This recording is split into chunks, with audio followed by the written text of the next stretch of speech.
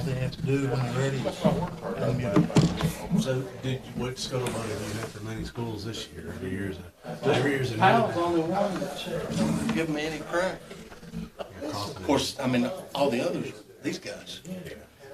So they're appreciative. Right. See, Kaufman, I told him about your feelings, and he had reached out to them, and they said the same thing, $2,000.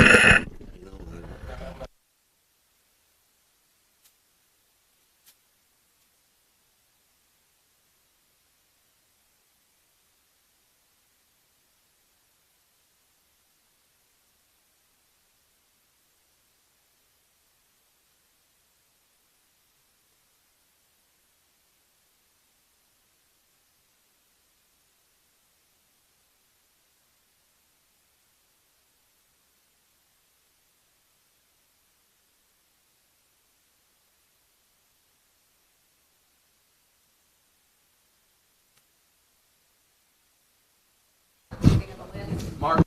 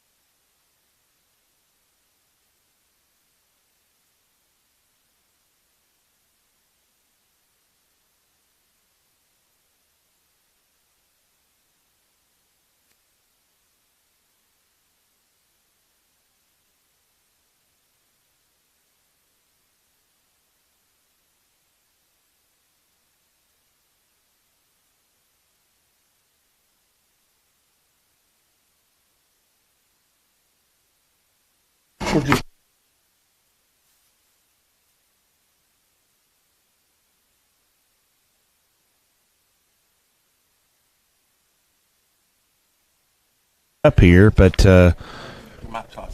okay. Halves first. Oh, sorry, you want to copy that? That'd be helpful. Can you help me, Samantha, make sure that they sign the little piece of paper thing? Just handed them to people. Thank you. Okay. Yeah, if you could be the keeper of that flame, that would be outstanding.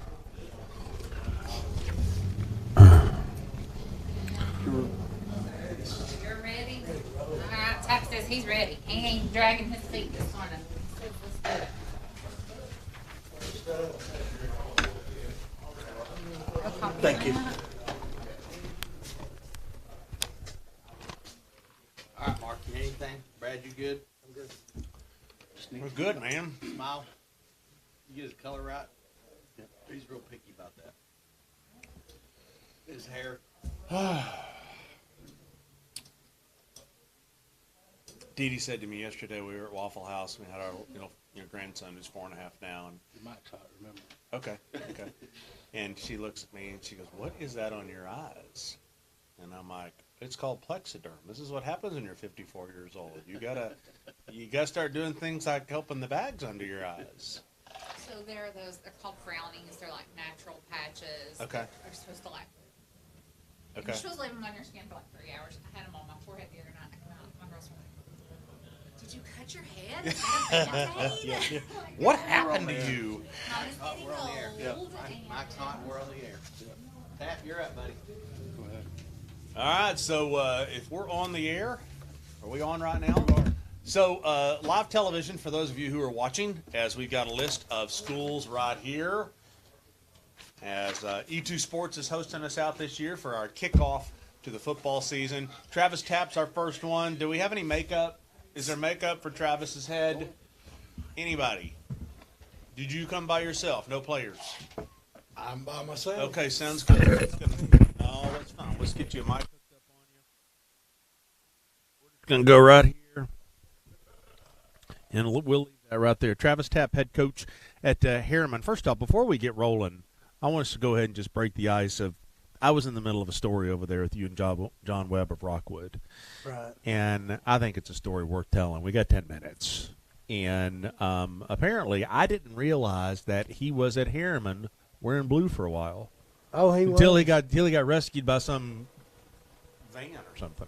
Yeah, he tells the story about the van. I don't know what happened, but I believe it was the spring of '93, and he probably don't tell that He much. said it was 92. 92? 92, January 92. I was paying attention. 92. And I Yeah. remember seeing him out there in spring practice with Coach Hart. He was at Harriman for 6 months wearing blue. That was his first coaching job. He wore that blue and white.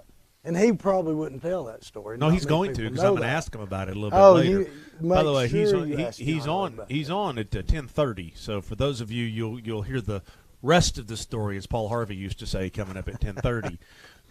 But he said that a van came driving up, had all these Rockwood coaches in it. They opened the door and said, "Come on."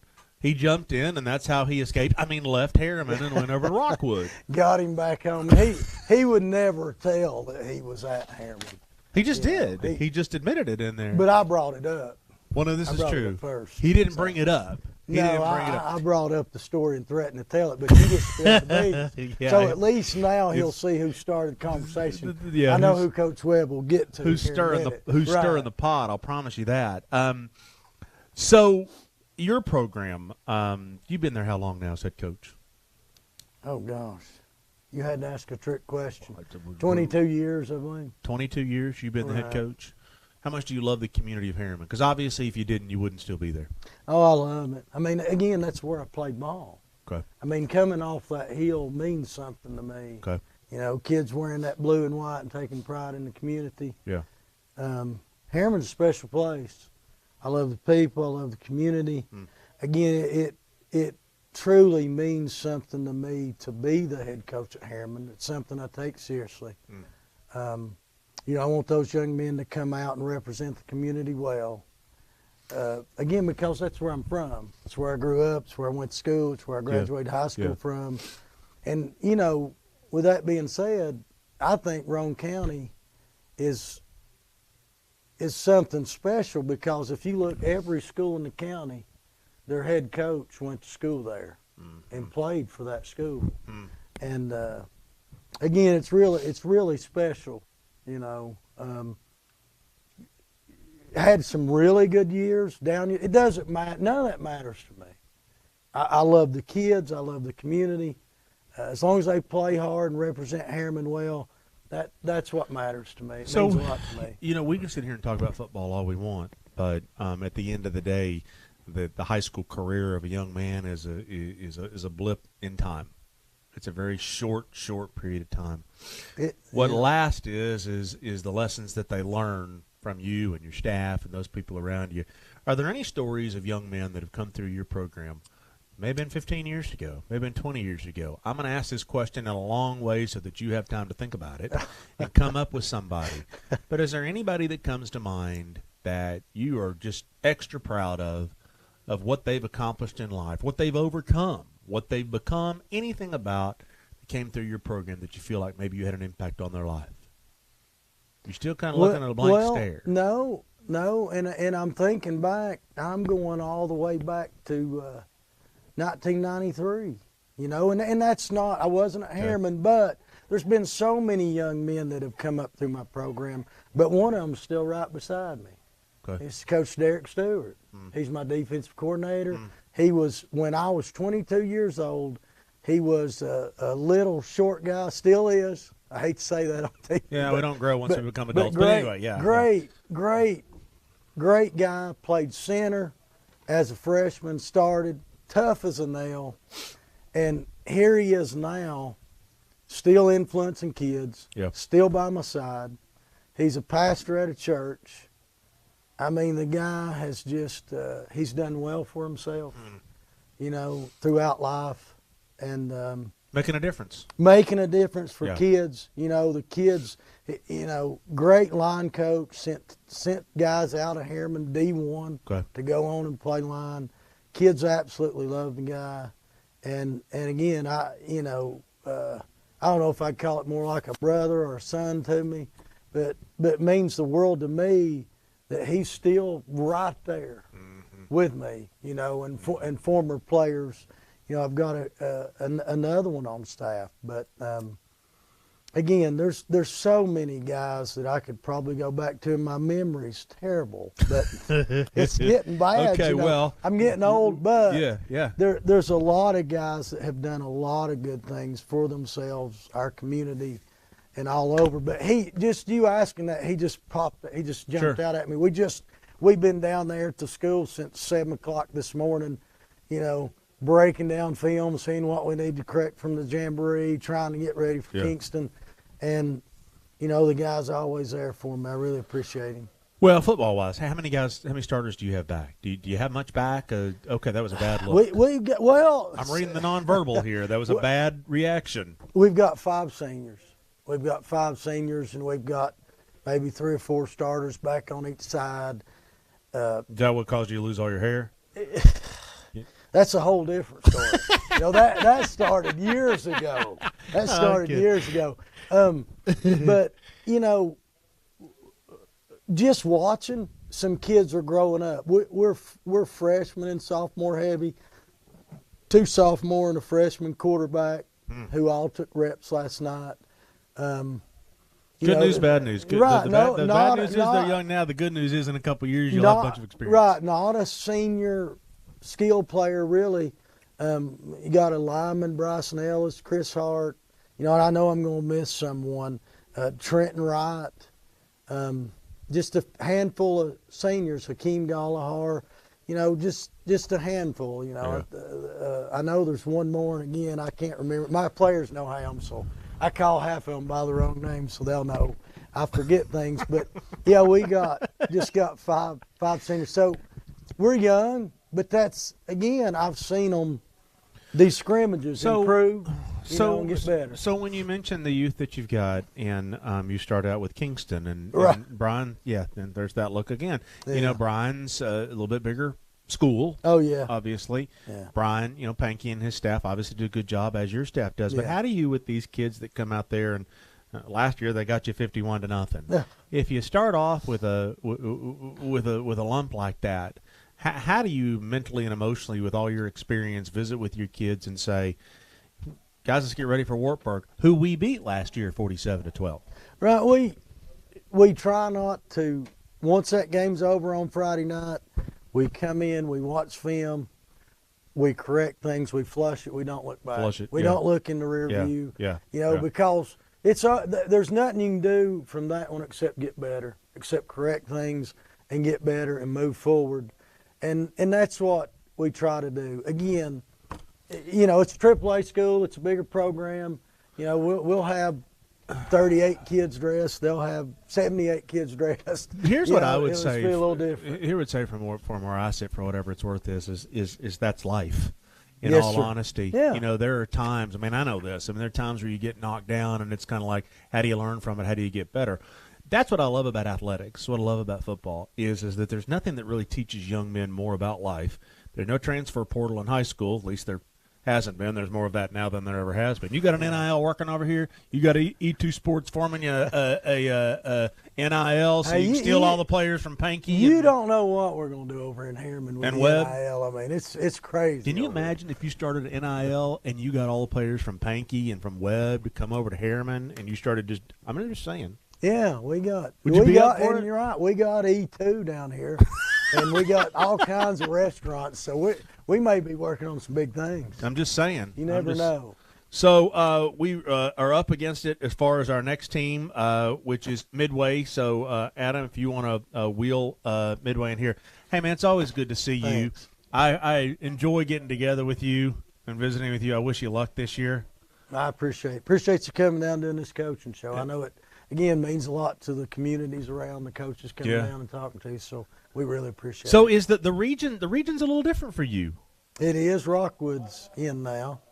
So Thanks it's for nothing, right? It's an 8-team region, right? And you throw John Webb in there, so it's an 8-team region, and the thing is absolutely. I'll say this without hesitation, top to bottom, this is the best single A region in the state of Tennessee. Really? You've got so many good teams, and there's good teams that get left at home out of the playoffs every year. Okay. So it's just a really good region. Okay. All right. Hey, man, good to see you. Let me Thank you. grab your microphone from you here, and we'll and here's the thing is I hope as you go off and the rivals come on that there's no pushing and shoving. Nobody takes anybody out, take their knees out. Justin O'Toole comes in from Midway. Coach, how are you, sir? Good to see you, man. Absolutely. Here, let's sit you down here. Live television on this show. Oh, okay. We're live. That's great. We're live. Thanks for the warning. Don't say anything negative. I had people messaging me saying your mic is live when we were in here having conversations about life and stuff. So people are watching. Yeah, we don't need that hot mic moment. And got all the coaches in the background and give them some material, huh? No. How excited are you about the opportunity at Midway? I'm beyond blessed. It's just been a blessing. I've grown up at Midway. Okay. You play at Midway? I played at Midway. I graduated in '98. Played football for Coach Branson. All my brothers have played football out there. My whole family's went there. Now we got our second generation going through there. I've been an assistant coach there for years. Then it just worked out to where now I'm the head coach, and it's an exciting time right now. Filling out your information sheet. We've got a ton of returning starters. Our off-season joke is, last year we started 7 freshmen. Now we're going to start 7 sophomores. Yeah. So and that's what I said to Coach Tapp is the good news and bad news of youth is the bad news at the beginning, they're youthful. The good news is down the road, all of a sudden you've got a core of experienced kids that have been playing together for a while. Yeah, that's one thing. They get in there.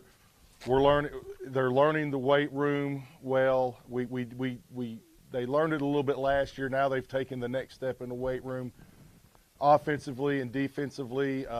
We're getting better with our skills and our fundamentals. Just those everyday reps that the coaches preach on and preach on and preach on, and we're starting to see that the film work, the weight room, the fundamentals, they're starting to turn the tide and really help us out. Do you think winning starts up in here, or does it start in the weight room, or is it a combination? It's a combination. Okay. You get in the weight room and you see how hard that you're working, and we talk to them every day that you're going to be in a battle, but the battle isn't with your opponent. It's within here, and Okay. when we can start winning here, that's when it's going to translate on the field. So once we get the mental aspect of this of our team down, we're excited. We're really excited. What position did you play? I played tight end and defensive end, Okay. and I've been the defensive coordinator there for about 12 years. Will you keep coaching the defense? Yes, yeah. You'll still be DC. I'll be DC, and I'm the head coach in DC. Okay. What's interesting is that Coach Tapp was talking about of Harriman, that how many coaches there are who are head coaches where they played. Yeah. Is that more prevalent, do you think, at the smaller schools and the bigger schools? I mean, kind of like you stay in your community. Yeah, I think that's one of the things there, and it's just there's opportunities I'm sure Coach Tapp and all the other coaches would agree. There's opportunities to go elsewhere, but there's no place like home. I mean, Midway is you cannot raise a kid. I've got my family coming through now. There's not a better place to live. Okay. And the way the community surrounds its coaches, surrounds its team, supports us, it's just a big family aspect that we really just love. So how do you take a step forward? Obviously 2-8 a year ago, took some lumps. Where do you feel like that you grow?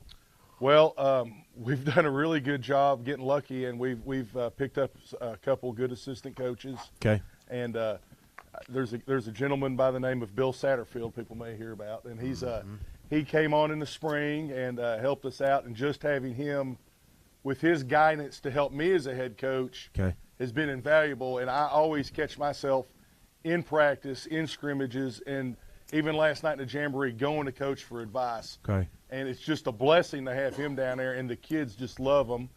We picked up our new offensive coordinator. His name's Mike DiMatteo. He's a retired educator from Illinois. He won a state championship in Illinois at the 8A level. And Wow. Yeah, and he was just doing the tour. He came down and Just happened to go through Midway. just happened to go through Midway. It was crazy, and Where'd he stop? he just came in. Just came driving through? Yeah, Stop for gas? Yeah, he just came. Yeah, there's not Crackers? many places to stop, but Yeah. he was talking to our athletic director and said, "Hey, I want to come down there and kind of see what it's like to be at a small school." And he came down, toured our facilities. We talked, just talked, just like you and me are right now. Yeah. He called me a week later. We just talked, and then about a week later, we started talking football, and it was just such a great fit. It's like he's been down here his whole life, and he was at an 8A school. He wanted to see what it's like to be at a single A school, and it's great because now he's in our coaching loop, and with his friends talking that have 80, 90, 100, 200 kids in their program, it's like you've got 30. And for us, having 30 kids is great. Our numbers. That's a banner year. Yeah, it is. I mean, people can joke about it all they want to, but us single A schools, we struggle. Yeah, so sure. We're going to, and just having his experience to coach Satterfield, I'm just every day is a coaching clinic whenever I walk on that field, and I'm the head coach, and I'm learning from these two, and it's been a blessing. So I'm going to go back and forth a little bit. Once again, Coach Tapp starts with Kingston. They lost 51-0 to start the season last year, and the question was how do you get your kids to look past an opener that could not go the right way and be ready for week 2? You, on the other hand, started last year with a win over Sale Creek, and you opened with Sale Creek again. So how do you, knowing that you went 2-8 after that, say to the guys, don't read your press clippings after week 1? Yeah. It's kind of the opposite. But how do you do that based off of experience? Guys, we may not be as good as we think we are right now. Yeah. Well, the one thing that we try to focus on is, and it's the old coaching cliche, let's get better every day. Yeah, and, for and, sure. And you may win some games and not play good, and Yeah. you play great and lose the game. Right. But our focus is, look, we're going to come out on this practice field on Monday, and our goal is to be a better football player and a better team. And even if sometimes the games go your way, sometimes they don't. It doesn't matter. We believe wins and losses happen in the weight room. They happen in our meetings. They have to happen on the practice field. It's coach speak, but it's so true. It's so true. And now the good thing about our young group of athletes that we have that are maturing daily, they're buying into, hey, we got to get better today, and they're holding themselves accountable now, and they're taking some of that leadership roles that we didn't have last year as a young team. We're still young, but now we're starting to get the basics of young leadership. Sounds good. Man, I appreciate you coming. Justin O'Toole, good to see you, man. Yeah. Let me do the handshake again. That was a bad handshake. Well, that was on your part. I'm Okay? sorry. I didn't Practicing. get it. I'm going to grab your microphone. Good luck this year. Thanks. Good to meet you. You bet. Absolutely. Pull this off. I don't want to tear your stuff here. I appreciate it. So here's who we've got as we'll bring in McMinn County coming up next. And then we've got John Webb of Rockwood at 10:30. Brian Pankey of Kingston is at 10:40. Come on in, Coach. 10:50, Tyler Harper of Oliver Springs. Gary Terry will be here from Anderson County at 11 o'clock. You can just connect that anywhere. There you go. Yep, yes, sir. Then Bledsoe County, 11:10. Oakdale at 11:20. Wartburg, 11:30. Sunbrat, 11:40. And finally, Benson Napier of Coalfield. He will tell you that we're saving the best for last, which is completely untrue, which will be at 11:50. It's definitely past this. Yeah, I'm the telling you. best is. So I hear you guys are new to E2. We are. Yes, this is our first year with E2.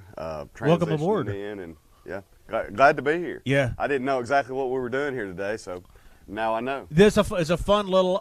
This is I thought I was just getting to come eat breakfast. I Bo didn't know. Cagle of McMinn County High School, and yeah, we do a fun little show just to get all the coaches together for the most part. Yep. Get in here to E2 and kind of have some.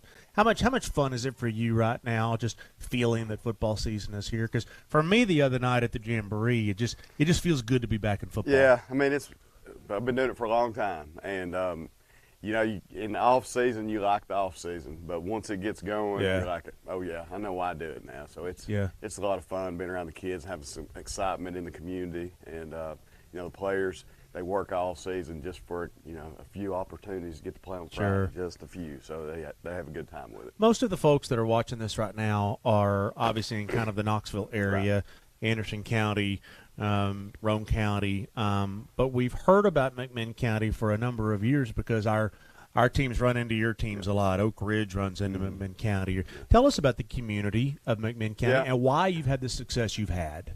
Well, I mean, we've had the success we've had because of the kids we've got there, Okay. you know, and, you know, we are a blue-collar community where hard-nosed kids come and play. We're still a physical first team, which in football these days are, You better be. you know, it's kind of gone by the wayside the way things run now with spread offenses and throwing the ball around. And, you know, it's not built that way at McMinn County. Okay. Our community is still supportive of our team. It almost shuts down on Friday nights still. Mm-hmm. It's a great atmosphere to play at. You know, we got a beautiful stadium, beautiful field. Just finishing up a 4,000 square foot addition to our weight room, which puts us at about 5,000 square feet, getting finished right now. So we have community support. They support their team, win or loss, because you know, we understand that our winning and losing games are arbitrary, right? We Right. can't make our team Sure. more athletic than the other team, or bigger, faster, stronger. But we'll go out and be physical and play our brand of football, and more times than not, that has been successful in the win-loss record. You touched on something, Bo Cagle of McMinn County, in this day and age of, you didn't go there, but I'm going to go there, of athletes that are moving school to school. Yeah. And it is where the college moving is kind of trickled down to high school a little bit. You talked about facilities. How important are facilities to making sure that you keep your guys, you keep your kids, you give your kids what they need to win? Well, all right, so How do we answer that? I will say that it's probably good. I will also say I'm at the other end of that spectrum where if you don't want to play for McMinn, go ahead. It doesn't matter to me. We want kids that want to be there. Okay. If it's all about you and you want to go play somewhere else just for sports, Go. You know, sport. Look, I mean, at the end of the day, most kids are going to come and play a high school football team, and when it's over, it's over. That's right. And they're not going to get to do anywhere. They won't go to the next level. And you just look at the statistics that we have. So we want kids that want to play for us, and we'll take the kids that are going to be there and be committed and be, you know, have some kind of investment into our program year in and year out. And we'll win or lose with those kids, and that's the way we play football. You're touching on something that the first two coaches, Travis Tapp of Harriman and Justin O'Toole of Midway, both played at Harriman and Midway. That's their school colors. That's their school. And it sounds to me like are you from McMinn County? I am, yeah. Did you play at McMinn County? I did. Okay, we're 3 for 3. Yep. And John Webb's going to make it 4 for 4 because he played for Rockwood. I don't know how far down the list we're going to go. It sounds to me like the first three coaches anyway, this is my community, and I'm not going to beg you to come here. I'm not going to beg you to stay here because I have that much pride in my heart for where I am. Absolutely. And you make your team what it is. So the way we do things, we feel like makes kids want to play for us. We lose very few to private schools, and we're kind of isolated a little bit. I was about to say, which you don't really have helps. them knocking on your Right. door. But, you know, you go just a little bit south of Bradley County, and it's fluent in that county. And we will lose one or two, you know, across the border there Yeah. to them and to Megs. But at the end of the day, you know, we have we've got a slogan that's called grit on our team. And really in our school athletic program is genuine, resilient, invested, and trustworthy. And that investment starts when you walk in the door. You're going to put so much into the program that you don't want to quit. You put so much in there that you don't want to quit. And part of that is, you know, being there every day. And you know, when the young kids see the older kids doing that, it trickles down. So we just don't get a whole lot of that. So I'm looking at what you filled out here, and if I'm you, and if I'm in a blue collar kind of situation, which you are, I want to be strong up front at the line of scrimmage. You got all 5 offensive linemen back, Absolutely. Yep. and you got 3 defensive linemen back. If I'm you, I'm sleeping easy at night. Well, you can say that, but then you look and I mean, I know you got Gray on you, but I'm Yeah. just saying I'm sleeping easier knowing I got all 5 Right. offensive Yeah, linemen and, back. and that helps. But we lost every skill player from a year ago, every one of them. And in saying I that, feel we've you. been I feel very you. fortunate. I think we've won 36 games the last 4 years, which is a pretty good clip at McMinn County High School. Pretty good. But we got a a junior quarterback that's his second year ever playing football, and we've got running backs. We lost all of our receivers. Really didn't have any coming back. So let me ask you a question. You're 9-3 a year ago. I look at this, and you got win. You lost to Oak Ridge 13-12, and one you really don't want to talk about.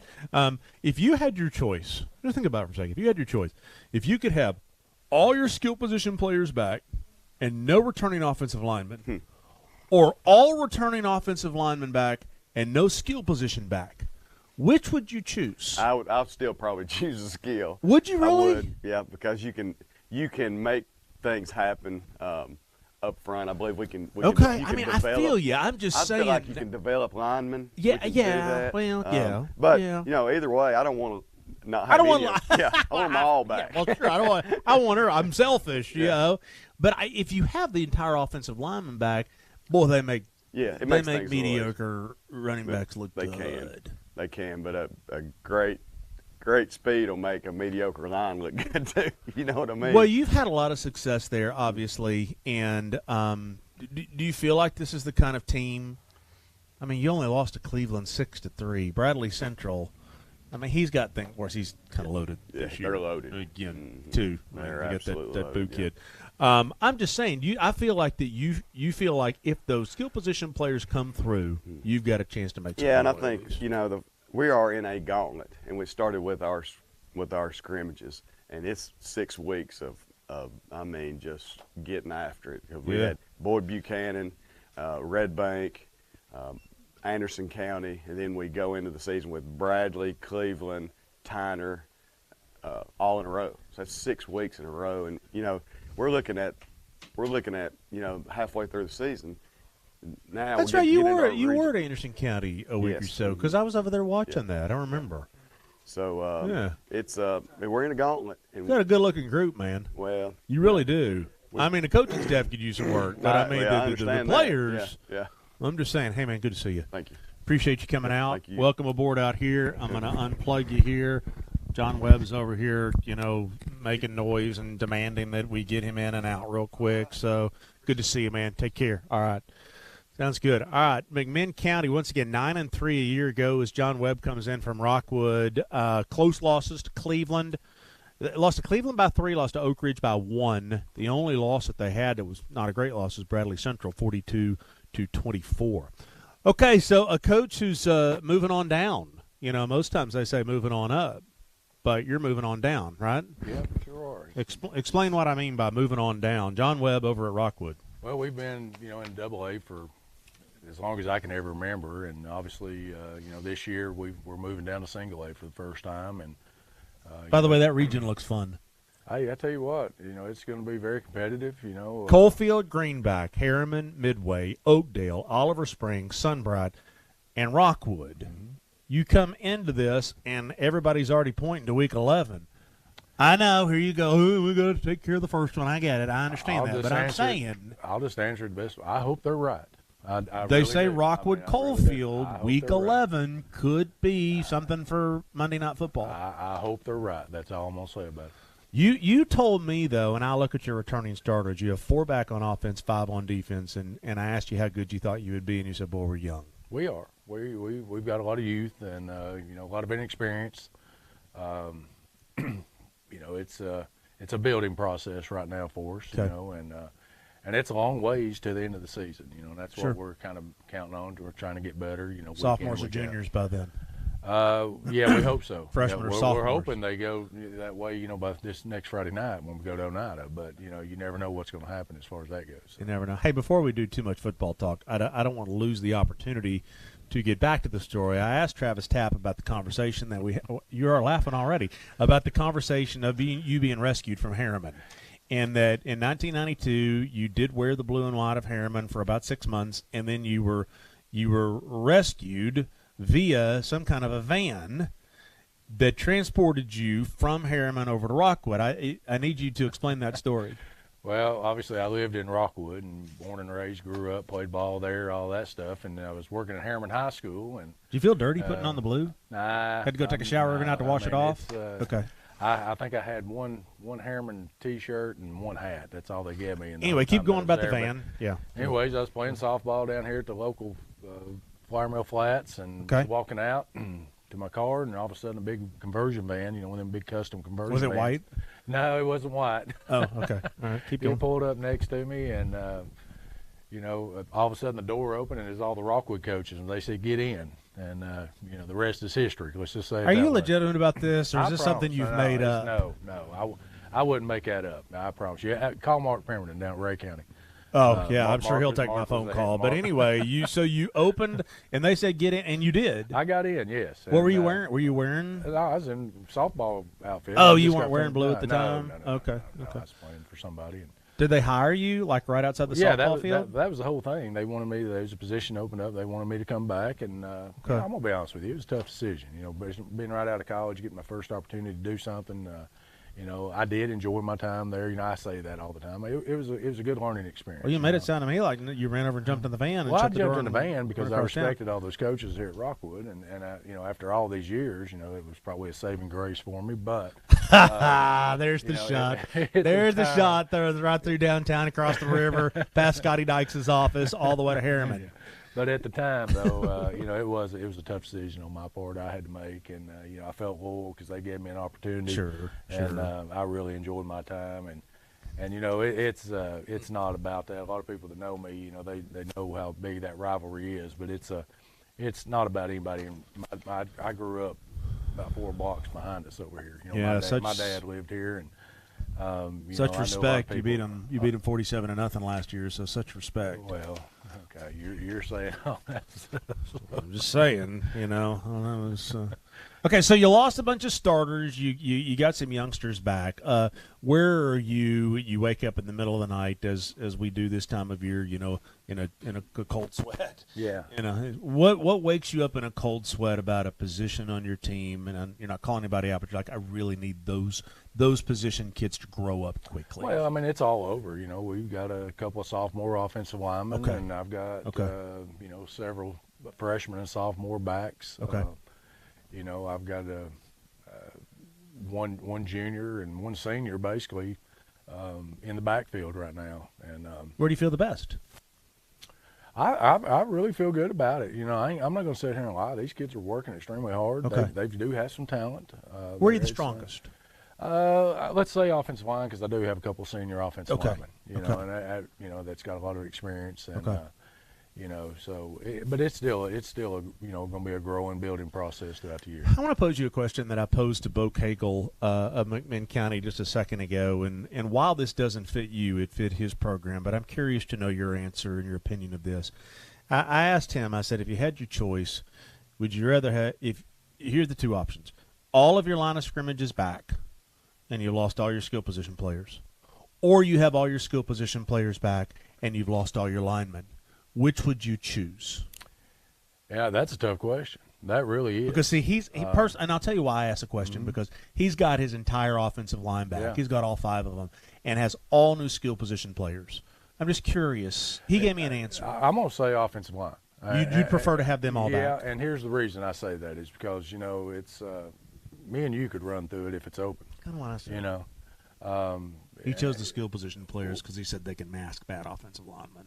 Well, and it may be their scheme, but now anybody that's watched us play, they know how important offensive line is. Doing what we do. Right. Yeah. So I'm going to say offensive line by far.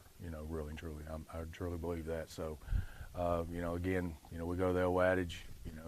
If it's open, we ought to all be able to run through it, and as long as we protect the ball and keep chains moving, we're okay. How different will the region be for you? Oh, it's going to be so different for me. I'm used to playing 4 region games. Kind of really not even getting started with those 4 region games the last few years until the second half of the season. And now you've got, what, 7? And now we got 7, so we jump into it pretty quickly, there to start the season, and, it's just going to kind of be week in and week out. There's no breathers. It's going to be fun. It's definitely different for me because now I'm getting to play some of these, local area teams, and it means something. It does, and the travel's not going to be too awful bad for us. Which is nice. Which is real nice. It really is. So yeah, it's going to be a whole lot of fun and a lot different. I will say this, selfishly, because of where we are, you've done business with E2 Sports for quite a while, and I do feel like we ought to give them just a shout out as far as I do wonderful business with them. Can't speak highly enough about them. Right. I just, they're just great people. I just enjoy, coming in here, talking to Mark and Adam and everybody that's in here all the time. And well, Mark, I don't know about Adam, but yeah. I don't know. After the breakfast we just had, I'm not going to ever say not going to say anything anything bad about anybody in here. No, absolutely. Breakfast was pretty good. But no, it's a great place to come. It's right here, locally, and you can get up here, and obviously you look around the place, and they've kind of got it stacked full of stuff. So your schedule's different. Your schedule's different just because, it's totally different than this last year. Oh, yeah, yeah. Because you've changed regions and 7 region games, and like Oneida, you start with Oneida? I do, yeah. And Monterey, I kept them on the schedule. A lot of people ask me why I did that, and, we've played Oneida for a lot of years. Which is non-region. Which is non-region now, but we've played them in a region game for a lot of years, and Monterey's been in there the last couple of years, and kind of got a good rapport with them. I still wanted to play some tough competition, and and hopefully that'll help. At the beginning of the year. So to reiterate, you said that if you did MMA and Brian Pankey and you were in the ring together, you could take him. He just walked in, so I couldn't take him in MMA, but fishing, yes. Yeah. Hey, man, good luck this year. Always enjoy visiting with you. I'll take your microphone from you. Hopefully we'll see you later in the year. All right, John Webb of Rockwood, and with that, the man, the myth, he thinks he's a legend, Brian Pankey will join us, who, by the way, while he's walking up here, I will tell you, is the coach for the Commercial Bank Rivalry Showcase. He is the head coach for East Tennessee. The reason is everyone else declined my offer, and Pankey was the only one that accepted it. True story. Congratulations. Thank you. Appreciate it. On the honor. Oh, okay. Yeah. There's no congratulations of coming up here. Okay, you made it up here with that tripping and falling. Congratulations. So I'm going to continue something. I don't know this answer or not. The first 4 coaches that have come up here: Travis Tapp of Harriman, Justin O'Toole of Midway, Bo Cagle of McMinn County, John Webb of Rockwood, all played. They're coaching at their alma mater. They all played there. Did you go to Kingston? I did. Did you play for Kingston? I did. 5 for 5. That's amazing. Is there something different about at the smaller rural, schools that it means something to the coaches to stay in their community? Well, I think it's just that hometown feel. It's that was always my dream, as being a head football coach, but also doing it back at Kingston. Because I played there, I was from there. So, what year did you graduate? 1990. Okay, we're getting closer to me. I didn't know you were that old. What'd you play? Yeah. You played running back, I'm sure. Yeah, I played a little tailback and cornerback in my day. I'm sure you were a speedy wide receiver. Oh, yeah. Well, my senior year, I actually remember you coming down. Here we go. Making me feel old. What were we doing? Well, we were playing Alcoa in the semis. What year was this? It was the fall of '89. Okay, wrong. I got here in '96. Don't drag me into that. Okay, well, maybe not have been you. It may have been some other young, good-looking guy. But anyway, keep going. Well, anyway, never mind. We'll just move forward. What happened? Did you? Oh, nothing. Well, you ran the guy over and thought it was me all these years? No, we got our butts beat by Alcoa in the semifinals. So what's new? Yeah, exactly. Hey, started then, still going on now. Started back then. Hey, you got an NIL collective set up over there at Kingston, so you can steal everybody's players yet? Oh yeah, we got the Handy Burger local restaurant down there. Free burgers and fries. Free burgers and fries. So yeah, gotta get them in here, man. We've got it going on right now. Okay, all right. Let's talk about the all the changes that are in regions and all. All these other schools are moving into this region. Tell me about your region and where you're at. Is it kind of the same? No, we changed. We had Meigs County and Tyner got bumped up to 3A. So we were down south with Signal Mountain, Sweetwater, McMinn Central, Loudon. But when Tyner and when Tyner and Meggs got bumped up to 3A, they bumped us back Upper East. So we're back in with it's us, Alcoa, Union County, Scott County, and Austin East. So they bumped us back. Yeah. So back with Alcoa. What's new? It's kind of like you got up here and down there. Yeah. Okay, Yeah. we'll leave it at that. So you got six starters back on both sides of the ball. Are they in key positions where you feel good about where you are? They are. I got my quarterback. That's a good start. Got pretty much all my running backs back. Both my starting linebackers. The only thing we lost a lot was I lost two really good linemen. Mason Hatfield, who was an all region player, really good football player. Lost him. He was an offensive starter and defensive starter. And another kid named Andrew Warren, that was a 3-year starter at defensive tackle for me. Really, really good player. Okay. Lost him. So we're not as good up front as we have been. Okay. We've got some good young kids. They're just young. But I always say a really good running back can make an offensive line look better than they really are, and that's the case this year. Is we feel like our skill players are as good as anybody's skill players. So they make our line look better sometimes than they really are. For those people that are watching, I don't want to sound like a broken record, but you're going to lead me into the same question that I asked Bo Cagle, and then I followed it up by asking John Webb. So you made a comment just now that I'm going to ask you a question.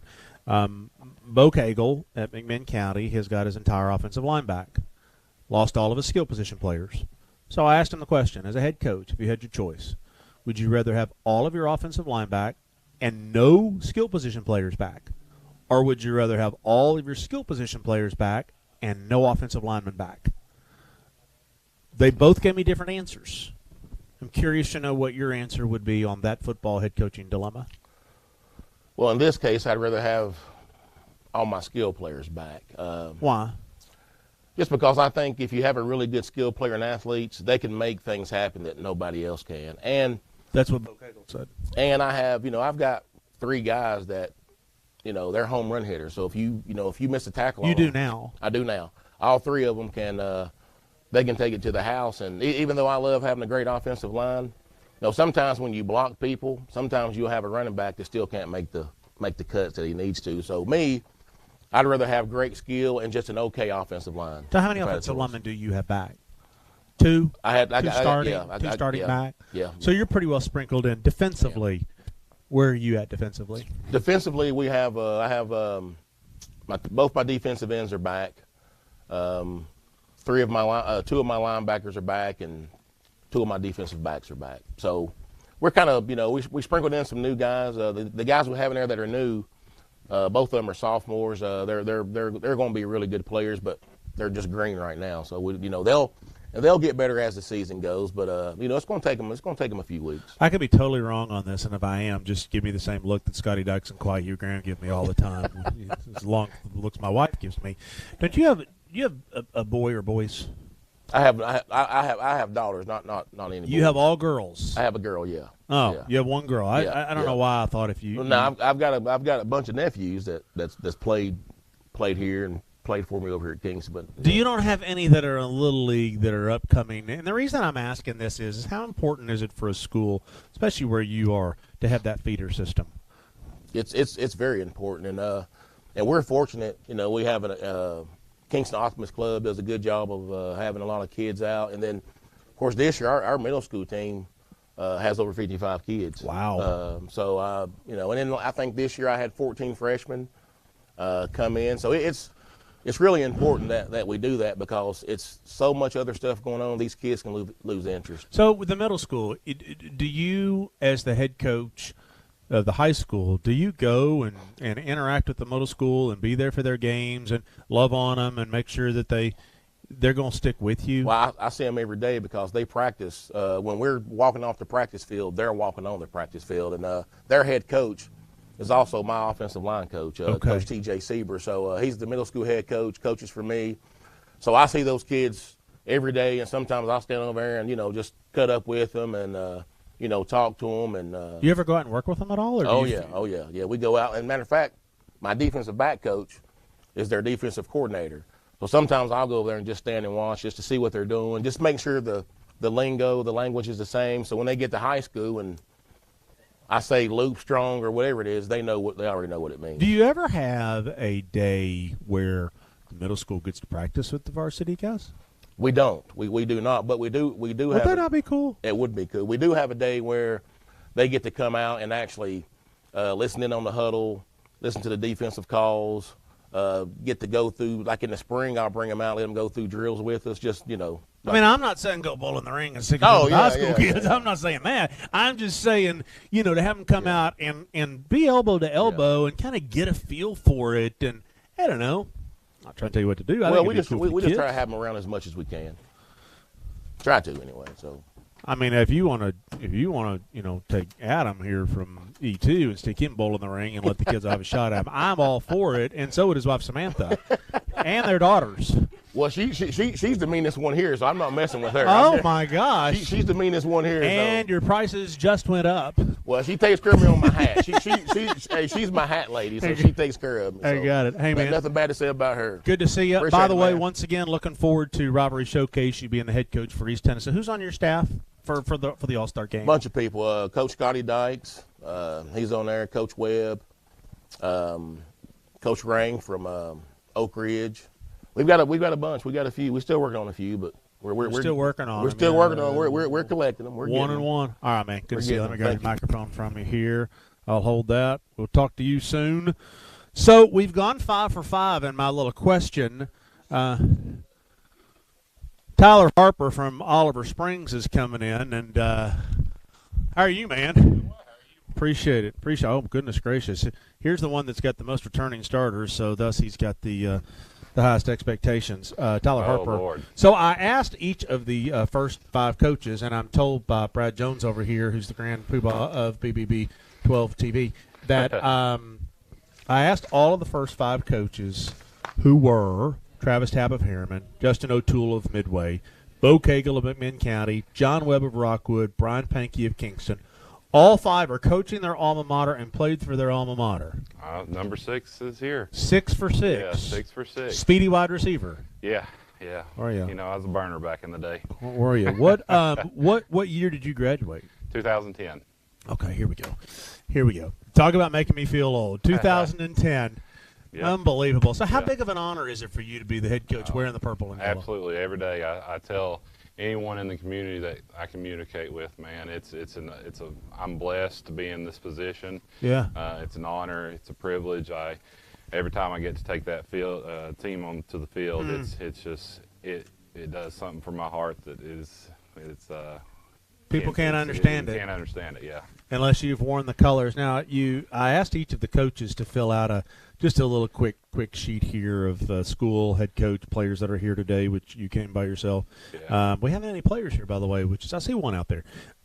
17 returning starters. Is that a blessing or a curse? It's both. You know, I thought you'd say blessing. It's a blessing for sure, but it's also a curse because I guess you know, you have those kids that it just ramps up your expectations. But I mean, that's what we want to do.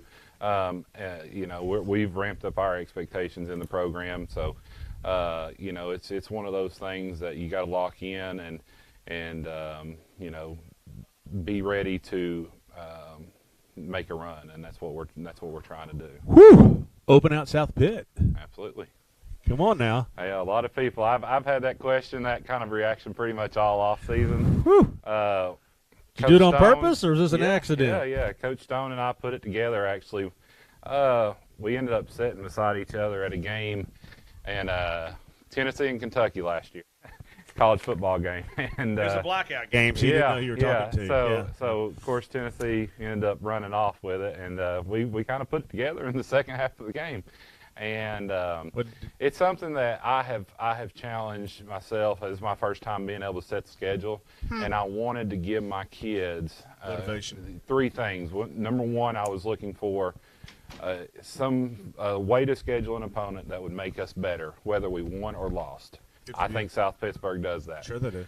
Number 2, it is something that I believe. I checked the numbers the other day.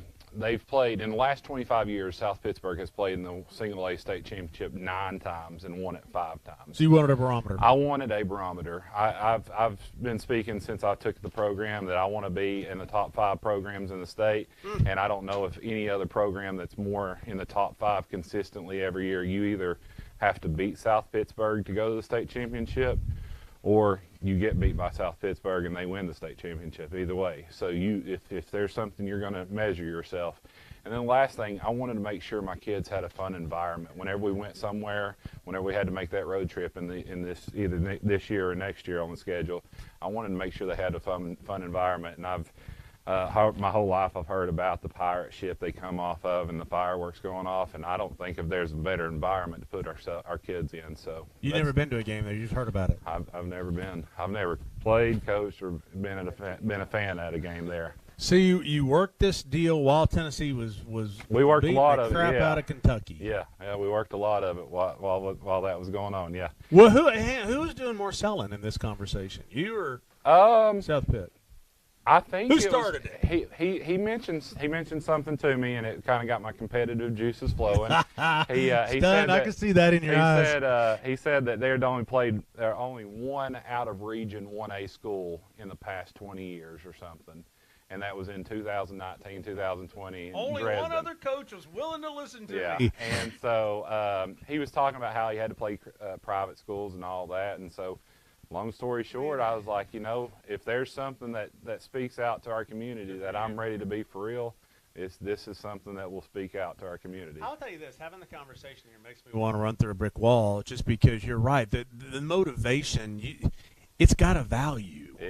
If you want to be good in this business, and if you want your team and program to be good, you challenge kids. You have to challenge yourself. And I believe in challenging ourselves. I believe we play a very tough out of region schedule. We have a very tough in region schedule.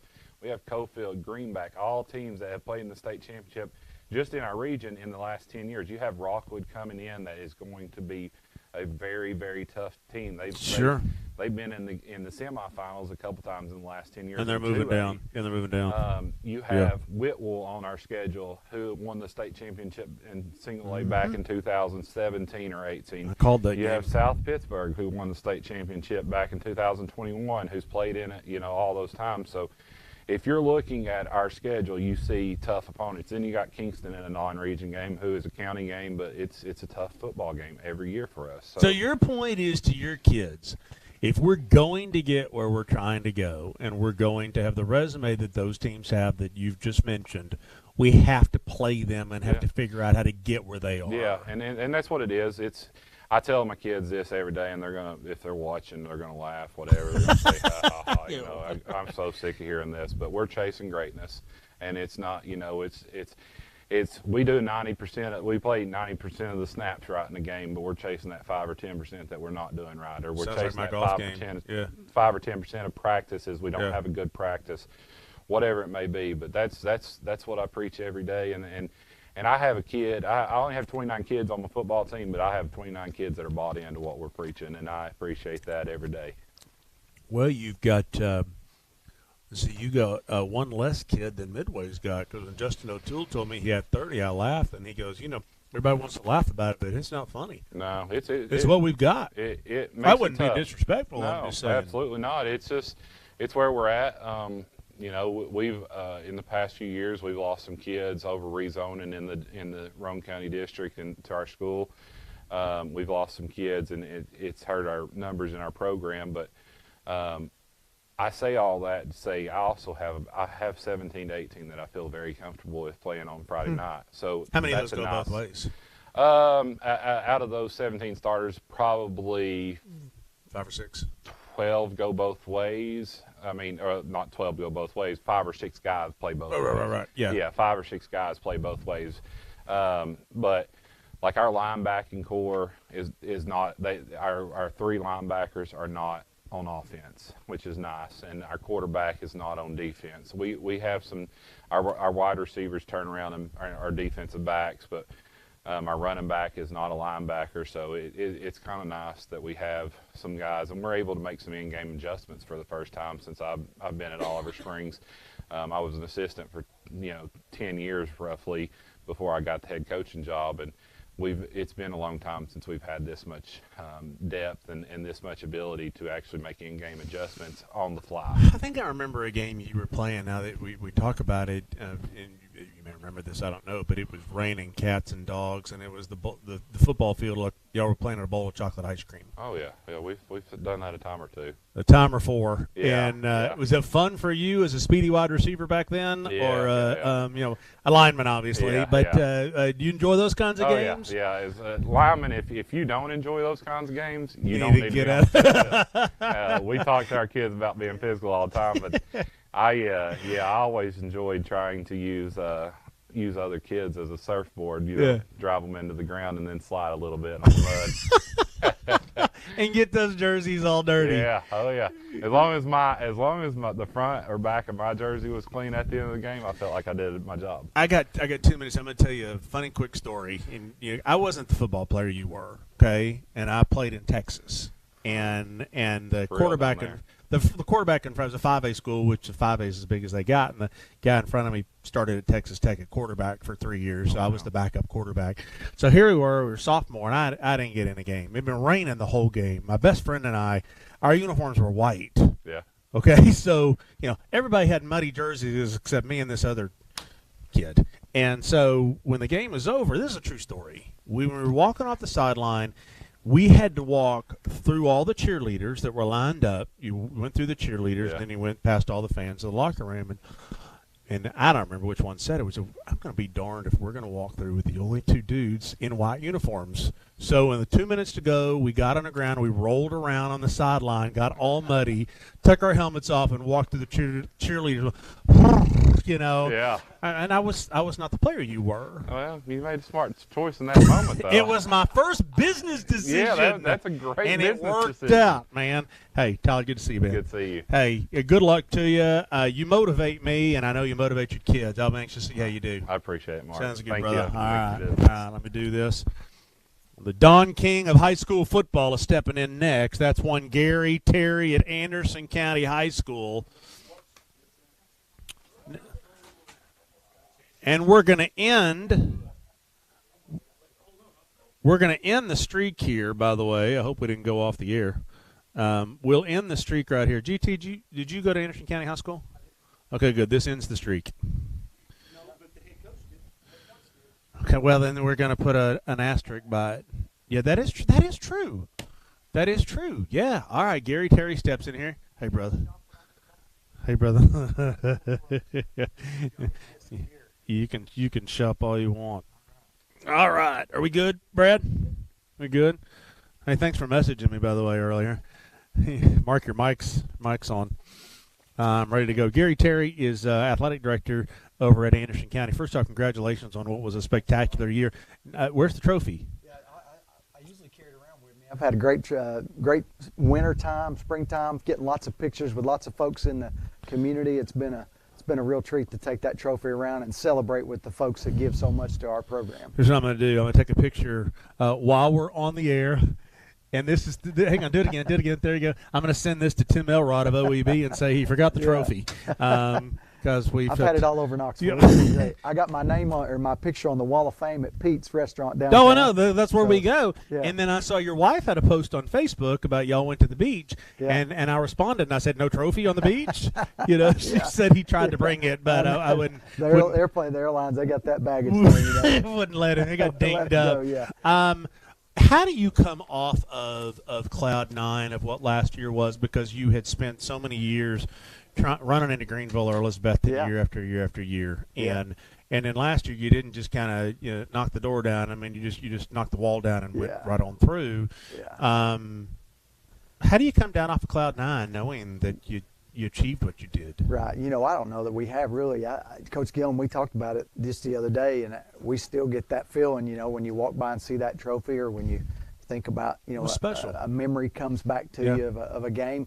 Yesterday, we were working some hands return and some onside kick stuff, and I said, we won 2 football games last year with that very same play with Elizabeth and Everett County, and it's like, it just keeps popping back up. It's a great memory, a lifetime memory for a lot of our kids, of our community members, our coaches, our staff, all those things. Sure. I don't really want it to go away, to be honest with you. I'm excited about getting that kicked off with Powell. We keep hearing defending state champs. I don't think we're defending anything. I think we're a new team, got a good group of kids. You know, it can be defending if they want it to be. Our kids don't think that way. I don't think our coaches are thinking that way. We've got a great memory from winning a state title right there, but we're ready to move on to the 23 season. You know, I think one of the neat stories is when you deal with families and community. You know, Richie Noe, obviously, his son Gavin was playing and having a great year. It was such a big part of your year. But you know, Richie, we were down on the sideline in Chattanooga, and I was on your sideline taking in that championship game. And Richie's a real conversational guy. Oh, yeah. There wasn't much conversation going on there because it meant so much. Sure. And it's just so serious and so into the game. And I think what you take for granted is those moments, and that's why I love high school football.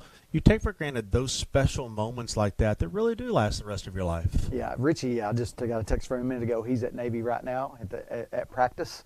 Wow. We've got family weekend up there, so he hasn't got to see Gavin in 6 weeks.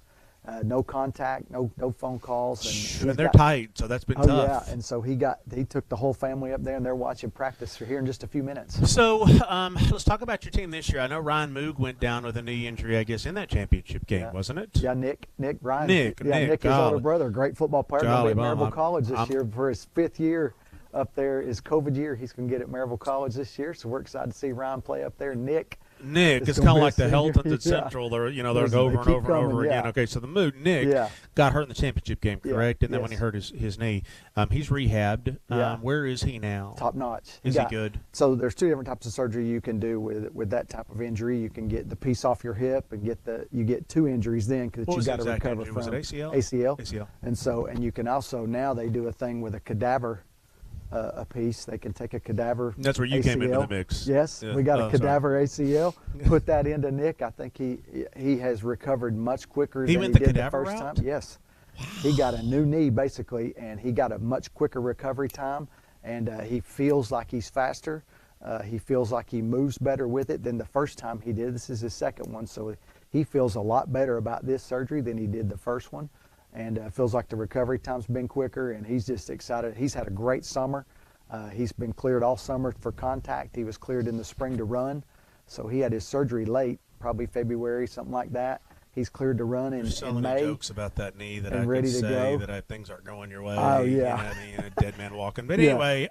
He is. So your quarterback position was a position that obviously you had a great one on Walker Martinez, and now he's moved on. Right. You needed a quarterback. You got lucky. Yeah. Isaiah Hall, who's been at Jefferson County, region player, offensive player of the year, 2 years in a row, kind of shows up on your doorstep, and all of a sudden you're like, how did this happen? Yeah. He's a great kid. He brought just a great energy with him. We had a guy ready to do that. Cody Miller's ready to do that. We were going to run some triple option with him because he's a great runner and a very physical football player. Which is against everything Davey believes in, because Davey wants to. You know, when we through 2013-14, we ran the triple there and led the state in rushing yards with a guy named Matt Fox. I don't know if you remember. That's right. Matt Yeah. We ran it with him, and he did a great job. Jamie Chadwell is the king of the triple. Yeah. And he's a great offensive mind in there. We picked his brain a lot. You know, having his brother John on our staff, being able to have contact with Jamie that other people don't have. So how much do you have back? We've got three of our 5 offensive linemen back, which we're very comfortable with those guys. And the 2 new ones we plugged in right there are really good football players, and they're big. You'll see us be able. We're going to run the football with Nick Moog because he's Moog replaces No, although Moog was a part of the system a year ago, but he takes it all over. Gavin, he missed 8 games last year. I mean, so Nick got 8 games of carries right there. And as Gavin came back, he did what he does. Which ended up being a blessing in disguise because when he came back, he was fresh. Sure. And y'all had a long run. Right at the end, he's ready to roll those last 9, 10, 11, 12 Defensively, games. Where do you feel like you are? Defensively, we added Xavion James. He's a corner from Jefferson County as well, just a super physical, lockdown, shut that side of the field off corner right there. So he's that kid over on that side. We've got a kid named Israel Small who got injured at Fulton last year, who's just a dynamic player. Who's from Miami Gardens. He moved in the Anderson County area, and he's his brother Jermaine played corner for us last year. He's going to Lindsey Wilson. Dynamic, athletic kid, so we feel really good on the back end right there. Eli Nelson is going to lead us up front. 6'3", 290, recruited by everybody, FCS players like crazy. They're recruiting him. He's just a great big kid. So we feel good about our linebackers. We're going to have Cody Miller because he was going to be our quarterback. He's moved to the linebacker, which is his natural position right now. He's a physical kid, likes to put his hand on you. Nick Moogle plays some linebacker too. Waylon LaRue will rotate at running back and play some corner over there. We got a lot of key players we feel confident about that got some plays last year because we did so many games and we were ahead in so many games. A lot of our young kids got to get in there, so they've got some Friday night experience. They're just not as known as the Moog and the Mo and the Martinez and the Bryson Val. They don't have that name, but they're good football players. So I know there are multiple discussions had behind closed doors with coaching staffs and communities and all about player movement. Player movement. Every staff is going to have some players that go somewhere else. We had one this year. We lost one this year. You lost our one? state championship. You get some in. Your opinion of that there's more movement now than there used to be. Well, I feel like it's a parent's decision where they take their kid, and if you're not happy with the school, if you're not happy with the community, or if you get another job that's closer to where you work and you can take your kid to a school and they can have a successful setting, I've heard both sides of it, and you're going to hear both sides of it depending on who you ask. 100%. If you're a school that gets kids that move to your school, and if you're a school that loses kids, you're going to get both sides of that argument right there. And there again, I feel like we are the beneficiary sometimes of students moving into our area, but we lose kids too, and we've lost kids, and we lost one last year off the state championship team. And my thing is, and it always is if you're not happy with us, I want you to go play somewhere else. If you feel like you got a better opportunity, you need to do that. That's what Bo Cagle at McMinn said earlier. McMinn County. He said, he played at McMinn, and actually, I have a thing going about how many of the head coaches are at their alma mater, played for their alma mater, and so far of the seven schools that have been represented, all 7 of them, the head coach is coaching his alma mater and played for his alma mater. And what Bo Cagle said is as far as kids moving around, he said, my attitude is if you don't want to play for us, leave. And if you move in, you want to play for us, play for us. And there's just so much movement now. It's just it's college is almost trickling down to high school just a little bit. But do you feel like now? I feel this way, and you tell me if you think with Spradlin at Greenville and Witten at Elizabethton. As I started this visit with you, you were trying to figure out how to climb over the mountain. I feel like you've gotten over the mountain. And I feel like now that it truly is a 3-headed monster in 4A. Do you feel that way? I feel like it has been. We've been battling those guys since 2017. We beat Elizabethton more. I mean, we beat them in 17, 18. We beat them. I think in 19 we beat them. You've been there out there with them, but you've never gotten over the mountain. To get to go over the mountain. To get to go to. Just saw the other side. Yeah. And now that you've seen the other side, I feel like Katie bar the door. Here we go. And they've got looking at their teams and look at who they bring back, they've got, I think Greenville's got 5 200-pound running backs. I heard at the Jamboree the other night, they got a huge offensive line. We love playing games like that. I want to be in that. I want to be in that environment. I tell you this, on Rivalry Thursday, September the 7th, I guess it is. I set up Alcoa at Greenville. For TV in a game that airs in both markets. And I'm anxious to see Spradlin kind of sent me a text, and he says, I don't know how much recruiting NIL money Alcoa had. What'd you do to us? I thought, here we go. Lou Holt's a high school football. But you'll have an opportunity to kind of barometer test them to see what they've got. Sure. And our goal right now, and has been since Dave got there, we're going to try to win the region, host the playoffs, because you got to come to Anderson County and beat us at Anderson County. And that's what we're trying to do the last 6 years this in a row. Year it would go over there. This year in the 3rd round it'll go there. Quarter would go over there. Yes, and if we win that game, it will come back to Anderson County for the 4th round. That's right, because you won at home this past year. We went to Red Bank last year. Then you went to Red Bank. Yeah. Okay. So just excited. Opportunities there for our football team like it has been, and we want it to continue to do that. The region's set up. We've got to win our region games. Southdale's going to be good. Fulton's always going to be athletic. Gibbs is a tough football team. Yeah, but even non-region. Yeah, I mean, the non-region is that. You look at Powell. You've got Bearden. I mean, Josh has got them to turn the corner. Think, the knock on us in years past from 17, 18 is that we had an easier region schedule and we didn't have a very tough non-region schedule. And last year we built that schedule to do what we did. It helped you. And it did. It helped you in the long term. Even if you lose that opener at Powell, even if you lose that game at Bearden near the end of the season, you still have a really good team and a very physical team because of the schedule that you play. Playing Elizabethton twice was incredible, and playing a Ray County team, they're always going to be physical and they're always going to strike you and give you issues with their offense. Well, the barometer games, Tyler Harper of Oliver Springs, who played at Oliver Springs, so they started South Pitt. Yeah. And his attitude was kind of the same thing you're saying. He said, if we're going to get where we're trying to go, we got to beat those. We got to figure out how to get to that level. Yeah. And y'all have done that. Gary, good to see you, man. Hey, thanks so much. As always, I'm going to grab your microphone from you. Up. Do a great job, by the way. I want to thank everybody for Eddie, too, for letting us come down here and be a part of their family and a part of their program. They always help us. It's all Samantha, her husband, has nothing to do with it. Okay, sounds good. All right, get out of here. We'll see you in a few weeks. We've got you at Clinton. Make sure the sheriff's department's all on duty. All right. Make sure. Yeah, we'll see you now. All right.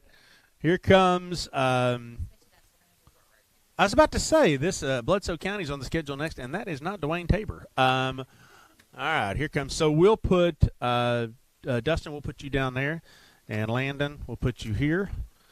First player, no pressure. No pressure. Did you eat the breakfast? Grab the microphone there. Can you do that? Need a little help down there? Okay, there we go. That extra wide shot. All right, Landon, what year are you? 25. You're going to make me think about what year that means you are. You're junior. Yeah. Junior. Okay. All right. Dustin, how are you, man? Doing pretty good. Good to see you. Good to see you, too. So you've got 15 starters back, 8 on offense. You got to feel good about that, don't you? Yeah. Now some of those are the same kids that play both ways, but yeah, we're pretty happy with what we got coming back. Well, but when you run the kids out there, you're running kids out there that have played before. Definitely. I would say so for sure. Landon, tell me what makes this offense run. You're a wide receiver. Why is this offense going to be good?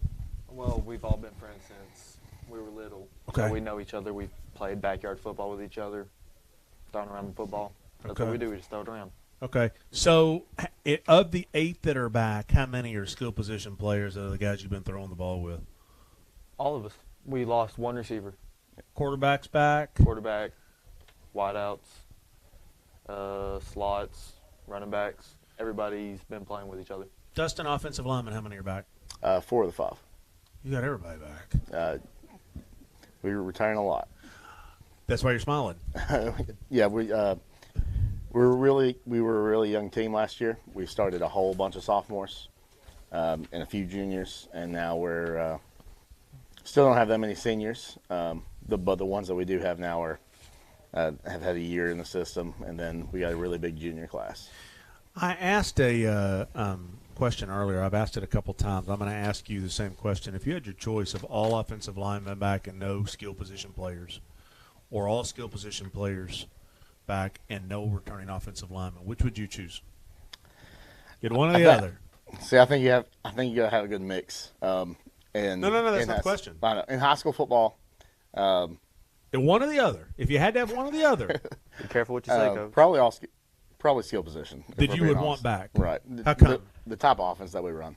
Now, it is important, don't get me wrong. If you have a bad offensive line, you're just going to be bad. I fully believe that. But I believe in high school football. In high school football, though, if you have an okay offensive line and really good skill positions, I think you can win some football games. So, Landon, I know what you're going to say. All skills. All skills. All skills. Can skill position players that have been playing together since you were kids overcome a lack of experience on the offensive line, do you believe? Like he said, if they're bad, it's going to be tough to do much because your quarterback has to have time back there. Your running backs need holes made for them to get through. Okay. But if we can get the ball out fast with no offensive linemen and let the experienced skill players work, we'll make it through. So how do you get better off of last year's start? Because in your first 3 games combined, which are the same teams that you're going to start with this year, Coalfield, Harriman, and Oneida, you scored a grand total in 3 games of 24 points. Why is it going to be better this time around? We're not starting slow. We're not going to start slow. We're going to be more experienced. We're going to have more fun with each other out there. We were fighting last year a lot.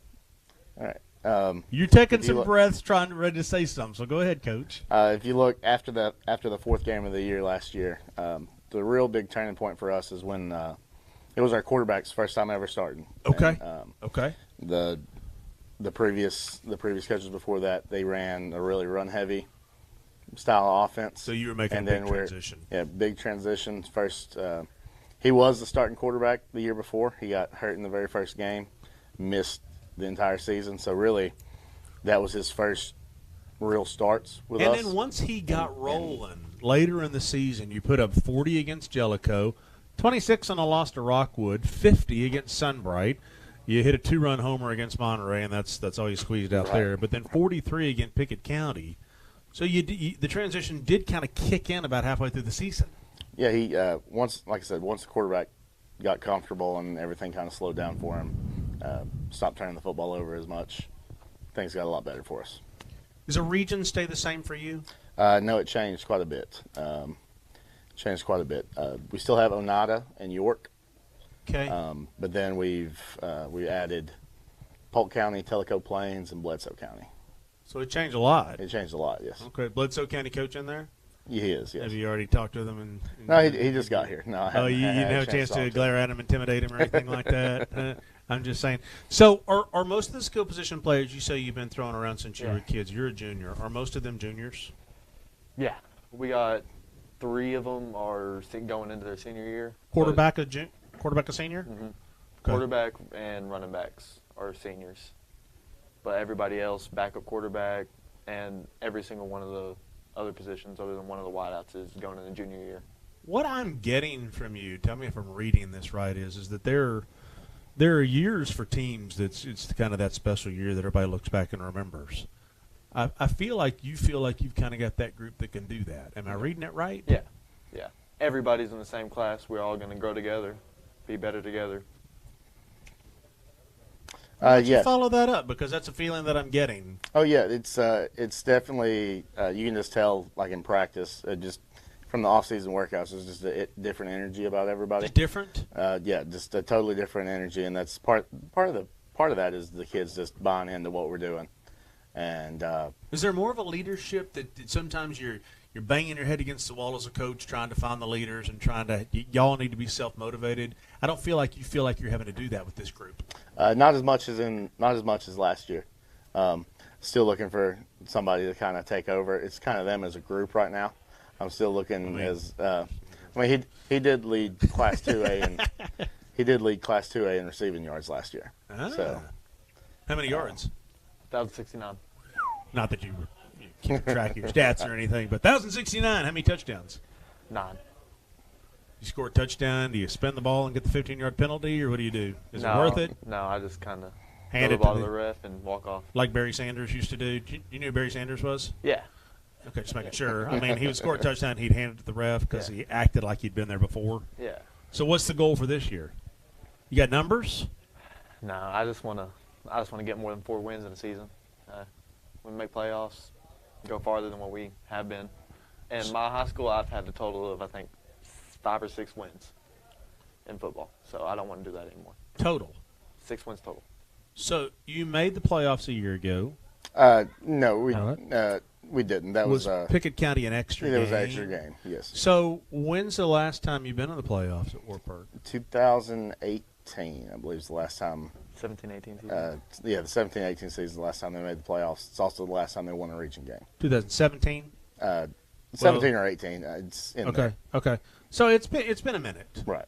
It's been a minute. What would it mean to the community to have a playoff team? It'd be huge. The community's had done a really good job with helping us do fundraisers and things like that, and that's our biggest goal this year right now is concentrating on those region games, getting in the playoffs. Sounds good. Hey man, good luck to you this year. I have a funny feeling you guys are going to win more games than you have in the past. I get this weird vibe. That's what we're going for. Cool. All right, let me grab your microphone. Good stuff, man.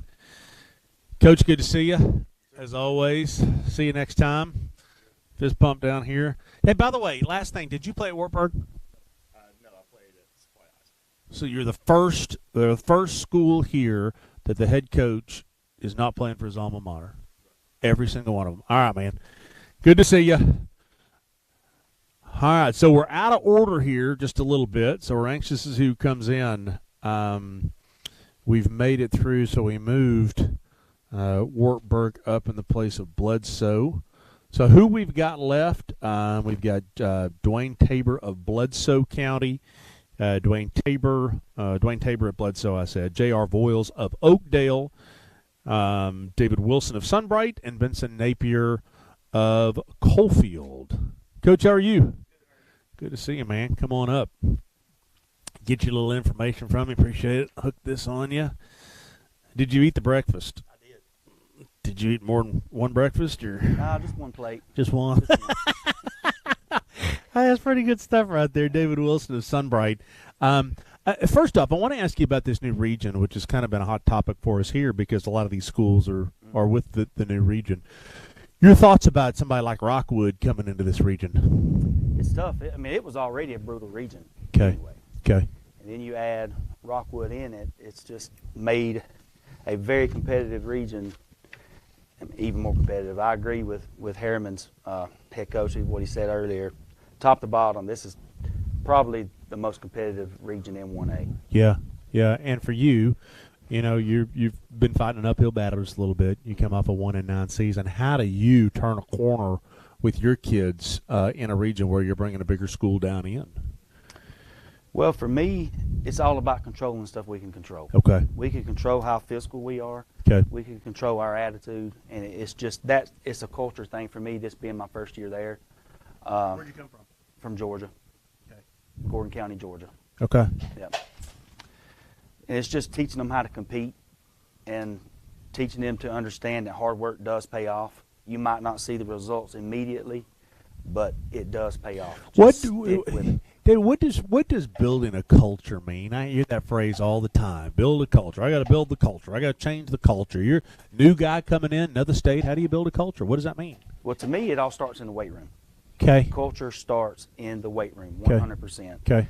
And once you get the culture established, how the kids are going to work, how they're going to treat each other, how they're going to treat coaches, how they're going to treat teachers. Once the culture gets changed, you notice it as the coach. You're no longer policing it. Except for everyone, you're going to have your. It's taking care of itself. The kids. Put it on autopilot. Okay. Themselves, yes, sir. Okay. So you take the job here. You take the job here, and it's David Wilson, by the way, of Sunbright. Just making sure. How did you hear about this job? Well, I just. Who hears about Sunbright High School? Well, I saw it post, and this is my first chance of being a head coach, and okay. Yeah, I've always kind of wanted to give it a chance. What'd you coach in Georgia? At Gordon Central High School. What, DC, OC? I've been position coach. I've been a defensive coordinator in Georgia. I've been an offensive coordinator in Tennessee. I was in West Tennessee for 5 years. Okay. Where were you over there? East Hickman High School. Okay. Yep. Yeah. I was DC at White House High School for a year. No. Okay. So the job comes open in Sunbright. You see it. You just apply, or? Yes, sir. So what are your numbers? How many kids you got? Because I know that yesterday we scrimmaged with, I want to say 19 kids. So 19? Right now, numbers is our biggest opponent. Right. That's our biggest foe right now. We have got to get interest in the sport up in the building. And numbers are, it's the biggest thing we're fighting right now. Well, what comes first, the chicken or the egg? You know, the wins, and then the kids want to come be a part of a winner, or the kids want to come out and persevere and make a winner. And with the next generation or that generation, what does come first? Well, right now, the group that we have, I believe they understand. I think I've got a bunch that's going to persevere. Okay. And make the winner. And if we roll out there, week 2.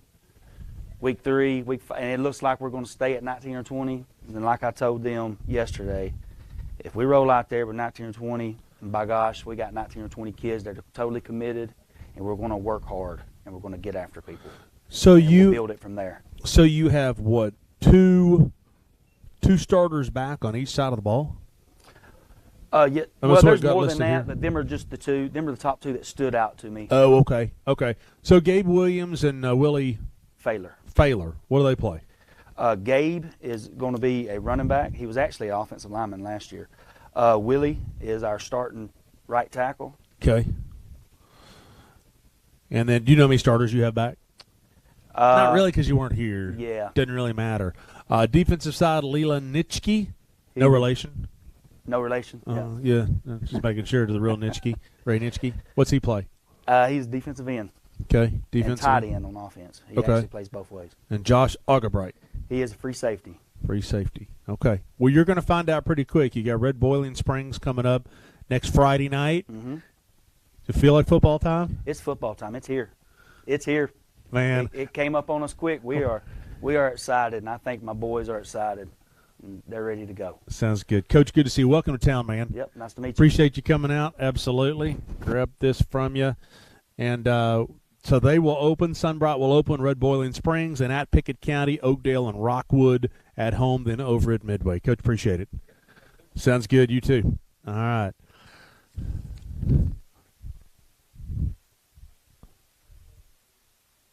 So that switched on the list. Here comes Samantha to stare at me for a second. Okay, Bledsoe County is in. That's fine. Coach Tabor, how are you, sir? Good to see you. Welcome in here. Did you partake in the breakfast? Just making sure. Sorry to pull you away from the breakfast there. I know the biscuits and gravy were pretty good. Yeah, no doubt. Just saying. Coach, so welcome in. You've got 9 starters back. Where do you feel the best about your team going into the season? Well, I like our quarterback position because his name's Jonathan Thomas, and he's been with us now. This will be his second full year starting.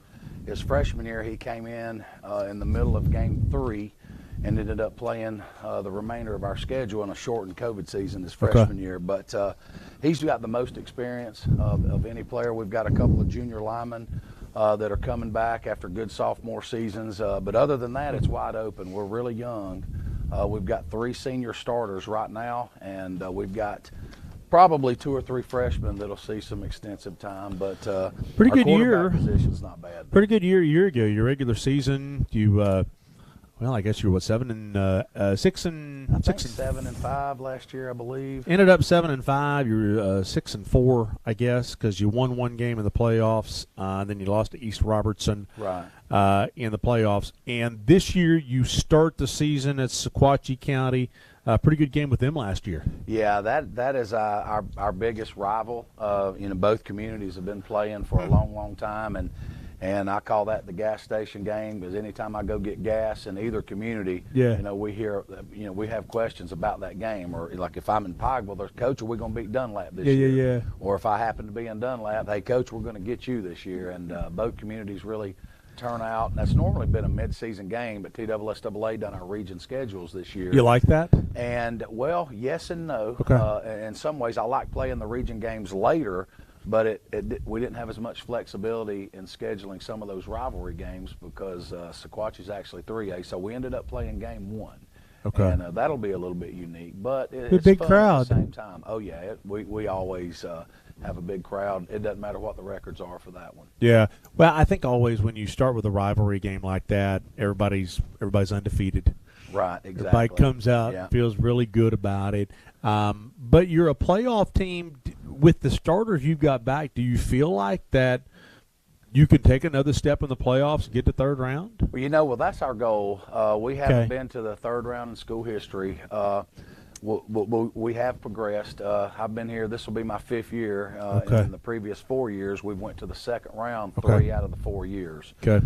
So we're trying to progress to that. We're going to have to do it with a little more inexperienced team, but we don't use that as an excuse or a reason. We've got a standard that we try to play to, and we feel like our kids are working hard to reach that. I want to ask you a question. I'm 2-2 right now, and Brad Jones is running camera, so he's doing the whole operation, by the way. But he's heard me pose this question multiple times, so he's like, here Packer goes again. But earlier on, when we started the show, Bo Cagle of McMinn County was telling me that he had all 5 offensive linemen back, but he had no skill position players back. So I asked the question of several head coaches, and I'm going to ask you right now. If you had your choice at your level of having all your linemen back but no skill position players back, or all your skill position players back and no linemen, right, which would you choose? Well, being an OL coach and then having been on, that I know the that answer. position for years, I would take those OL back. How It's come? just well, they have to be a cohesive unit. Those five, and in our case, our tight end is a part-time receiver and a three-quarter time lineman. Okay. And those guys have to be in sync. We have blocking rules for every play that we can block every front and stunt pickup. We bring our linemen in right before practice for film, and then they stay after for walkthroughs. And it was the same way when I played in high school and in college. Your OL seems to have to meet Okay. and know. It's a very cerebral position, believe it or not. A lot of people wouldn't think that. But they have to be a cohesive unit. Now, when you get good skilled kids, though, sometimes it doesn't matter if you block anybody or not, depending on They can make how up for good it. those guys are. And that's why it's been of the four coaches before you, it's kind of been 2-2. Right. And there's been that an offensive line can make skill position players Sure. look good, Yeah. and then there's skill positions to make. So Yeah. everybody kind of said, well, I'd rather have all of them back. Yeah. That wasn't the question. Well, if we had that, I would take that, no doubt. That wasn't the question. Yeah. So, hey, Dwayne Tabor, good luck to you this year. Appreciate it. Thank Appreciate you coming out. Appreciate you partnering up with E2 Sports and good partners. Yeah, man, these guys treat us well, and we're really thankful. We've been dealing with E2 now for about the past couple seasons, and it's been a good relationship. Sounds good. All right, brother. Let me take your microphone from you here. And here we go. The man, the myth, and who thinks he's the legend. Having help. Thank you, sir. Having help getting the biscuits and gravy off his beard before he comes up here. Here he is. I'm good, man. How are you? Good. Okay, Benson Napier from Coalfield. So you have got a new participant in your region, and my understanding is the Rockwood Coalfield game could be one. I understand you got to take every game as they come to you, one game at a time. I get all the coach speak. But the last game of the season, Rockwood Coalfield, do you expect that to be a big one? Oh, yeah. That's obviously going to be a big one. I mean, they were in 2A, always competing for region titles. Yeah. Year before last, they won that region in 2A last year. They competed for it. Them dropping down to 1A, you look at that, that's a perennial, very good program. Coach Webb does a great job. Those last two for us, with the team right down the road from us in Rockwood, going into the year, I look at that, I think that's probably your top three preseason is what everybody would say. Obviously, I don't know what everybody else in the region has, so every game you're going to have to get ready for it. But going into it, those three, us, Rockwood, and the team down the road from us, that's what people are going to look at and decide, hey, those three are probably going to decide the region. So those last two for us are very big ones, and I think it's exciting to have Rockwood in our region. Who's the team down the road from you? I ain't saying their name.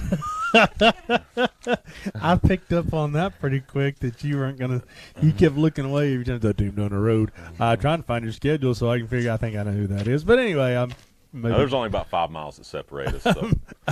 I may be dumb, but I'm not stupid. Okay, so you've got 11 starters back. Where do you feel the best about this team? I really like what we're doing defensively. We got a bunch of guys that like to hit you. I feel really good. We bring, I think on that, it's got 6 back.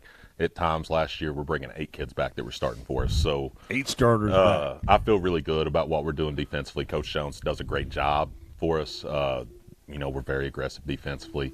Stunned, knowing your personality. Yeah, it's one of those. And that's whenever he came in, we started at the same time. And I told him, I said, we want to be very aggressive defensively. So that's what I like to do too. So I'm excited to see what we can do defensively. I thought last year we were pretty good. I think we got a chance to be better. Is your quarterback back? Because on the high school level, especially, a good quarterback can kind of. So Cole Hines, he was a 3-year starter for us. He graduated. Okay. Luke Treese, though, played about 25% of our varsity snaps last year. We feel very, very confident in what he can do with the football. They're different players. Luke's not going to run it as much as Cole, but Luke can sling a football. He was Mr. Baseball as a sophomore, so. He'll be a junior. Yeah, he's got a very good arm. He played a lot of snaps last year with our ones. We're excited offensively about what we have the potential to do. Do you feel like, the 1A, 2A level, there's a lot more running the football than there is at the bigger school level? And a lot of that is because of the numbers that you've got and you're keeping it somewhat simple. If you've got a quarterback that slings it, from where I sit, that's a bigger advantage in a 1A or 2A because defenses aren't used to seeing it as much. No, and that is one of those We're very athletic at wide receiver, and we have been for the past 3 years. We've had very good wide receivers. Cole slung the football pretty well too. I mean, he was a baseball guy too, playing quarterback. He just he ran it a little more. Luke's got the bigger arm, but we've slung the football for 3 years. It's not something we run the football a lot too. We share a lot of carries. I think last year we didn't have a guy over 100 carries, but we ran for 2,500 yards on the year. Our leading rusher had like 600 and something yards. So we're very balanced, but I like throwing the football. Well, you went 12-2 a year ago. Lost to Gordonsville. Is this a team that can win a state title? If we're healthy, that right now, we've talked to our kids. Our goal is to be in Chattanooga. That's not something. Last year we were 4 yards away from that. I mean, we had it first and goal at the 6-yard line at Clay County with 3 minutes to go in the ball game, down 7, and we were going for 2 for the win if we scored. And we came up 4 yards short, and our kids know what the goal is. Obviously goal number 1 is going to be Wartburg next Friday, start the year off right. Goal number 2 is going to be win a 4th straight region title. But our goal is to be in Chattanooga competing for a state title. When football is as important as it is to folks like yourself, you keep mentioning 4 yards short. Yeah, it eats at you. That's when I've went back and watched it multiple times. It don't get out of your brain. How much do you second guess yourself, or calls that you made, or a missed block of we coached that right? Because I know you're the kind of person where you're going to take responsibility yourself whether you deserve it or not. It's one of those. We sat there, me and Coach Wilson, our offensive coordinator, have talked about it, and I loved what we did in the moment. Wouldn't do it different. Hindsight 2020, yeah, you would have sat there and said, okay, we'd have called this or this or this, but it's one of those. We look at it, and we had a QB run on 1 that we got tackled at the 4. That was one of those close plays, came close to scoring on it. We dropped a touchdown pass in that same sequence, next play, and then on 4th down, we threw 1 high. So, I mean, it's one of those that. How much time was left in the game? At that point, probably about 2.5 minutes. Didn't get it back? No. Well, we were out of timeouts. Clay County, they picked up a first, and it was over. It's one of those that eats at you. You go back and you sit there and say, well, we could have called this, this, and this. And you look at it and say, oh, this would have – but it's one of those, that's hindsight. And that's what, in the moment, I loved exactly what we were calling. Sure, that's all you can do. And it's like in business. You make a decision in business. If it didn't work, it didn't work, but that's what you thought was the best decision at the time. You can't look back. So if you stay healthy, you feel like this is a team that 11 you're going to get those 4 yards. 11 on 11, I'll match up with anybody. Do you have a motto for the team? 4 more yards? No, it's on our board though. Them kids know, and we tell it to them every day. They know, and does it say that? Yeah, I mean it says 4 yards. Does it really? Yeah, our kids know. I love our football team. They have been a joy to be around. I loved our football team last year. This has been the hardest working Coalfield team I have ever been around in my life. I love this football team, and they know what the goal is. They sit there and tell you what they want to do. So it's one of those. We're not shy about it, and we know every week we're going to get everybody. You're not shy about anything. Well, what are you shy about? Well, there's no reason to be shy about it. If you believe something, why are you going to sit there and hide it? If our goal is this, why sit there and say, we don't? I mean, it's one of those. We want to be in Chattanooga. We want to be holding the gold ball up. And it's not just me. Our coaching staff feels that way. Our players feel that way. Now, we know week 1 through 11, we're getting everybody's best shot. Nobody around us likes us. They all want to beat us. So we're getting week in, week out, we get everybody's best shot. You trying to get me to run through a brick wall right now? No, it's one of those. We know that. Our kids know that. Our coaching staff knows that. We know what our goal is at the end of the day. Do you know this? Do you know of all the coaches that have been up here, the only other coach that made me want to run? This is no disrespect to all the other guys. I probably should say this a different way. But there's one other coach up here that made me want to run through a brick wall. Well, look at the list of coaches. Who do you think it is? On that list right there, who do you think whenever I was done with it, I said, all right, let's go. I'm suiting up. I'm going. I'm 54 years old. It may leave a mark, but I'm going. I have no clue. Coach Harper? Tyler Harper. Well, me and him feel the same way Oliver about a lot Spring. of things. We're both offensive line guys. Starting with, man, I was quarterback. But anyway, starting with South Pitt. You know what I mean? Starting with South Pitt. Oliver Spring starting with South Pitt. And he said they worked the deal at the Tennessee-Kentucky game last year. It was a blackout night, and they worked the deal up in the stands. And he's like, if we're going to be there, we've got to figure out how to play with these people. Well, and that's how our kids have got to learn. At some point, you're going to have to play them anyway. I mean, to get to Chattanooga, you're going to have to if be that's your good goal. football teams. If you're unapologetic about your goal. Yeah, and then that's what you're going to have to beat them at some point. So there's no sense in sitting there saying, let's play, and this is no disrespect to anybody, let's play a team that goes 0-10 every year. You're not getting yourself ready for that moment. Well, that's not disrespect. You didn't say their name. Okay, so I'm going to look on your schedule here. When do you play that other team? Oh, that you won't mention. Oh, week 3. The team right down. No, we're week 3. No, the team. That's right not down, the team. No, week 10. Was it Oliver Springs? Yeah, that's the team right down the road from us. Oh, I just mentioned the team down the road. You wouldn't say their name. You just said their name. No, I didn't. I said the team right down the road from us. We got them I week thought you 10. just said Oliver Springs. And that's one. Well, then I want to see that game because those two coaches both made me want to run through a brick wall. Well, that's one that is, and people won't. There's a lot of people that look at things different. That's our biggest rival. Brad Jones has got that game on TV. BBB 12 TV. Isn't that how I say it? TV 12. OEB Game of the Week. Oliver Springs and Coalfield. Sounds good.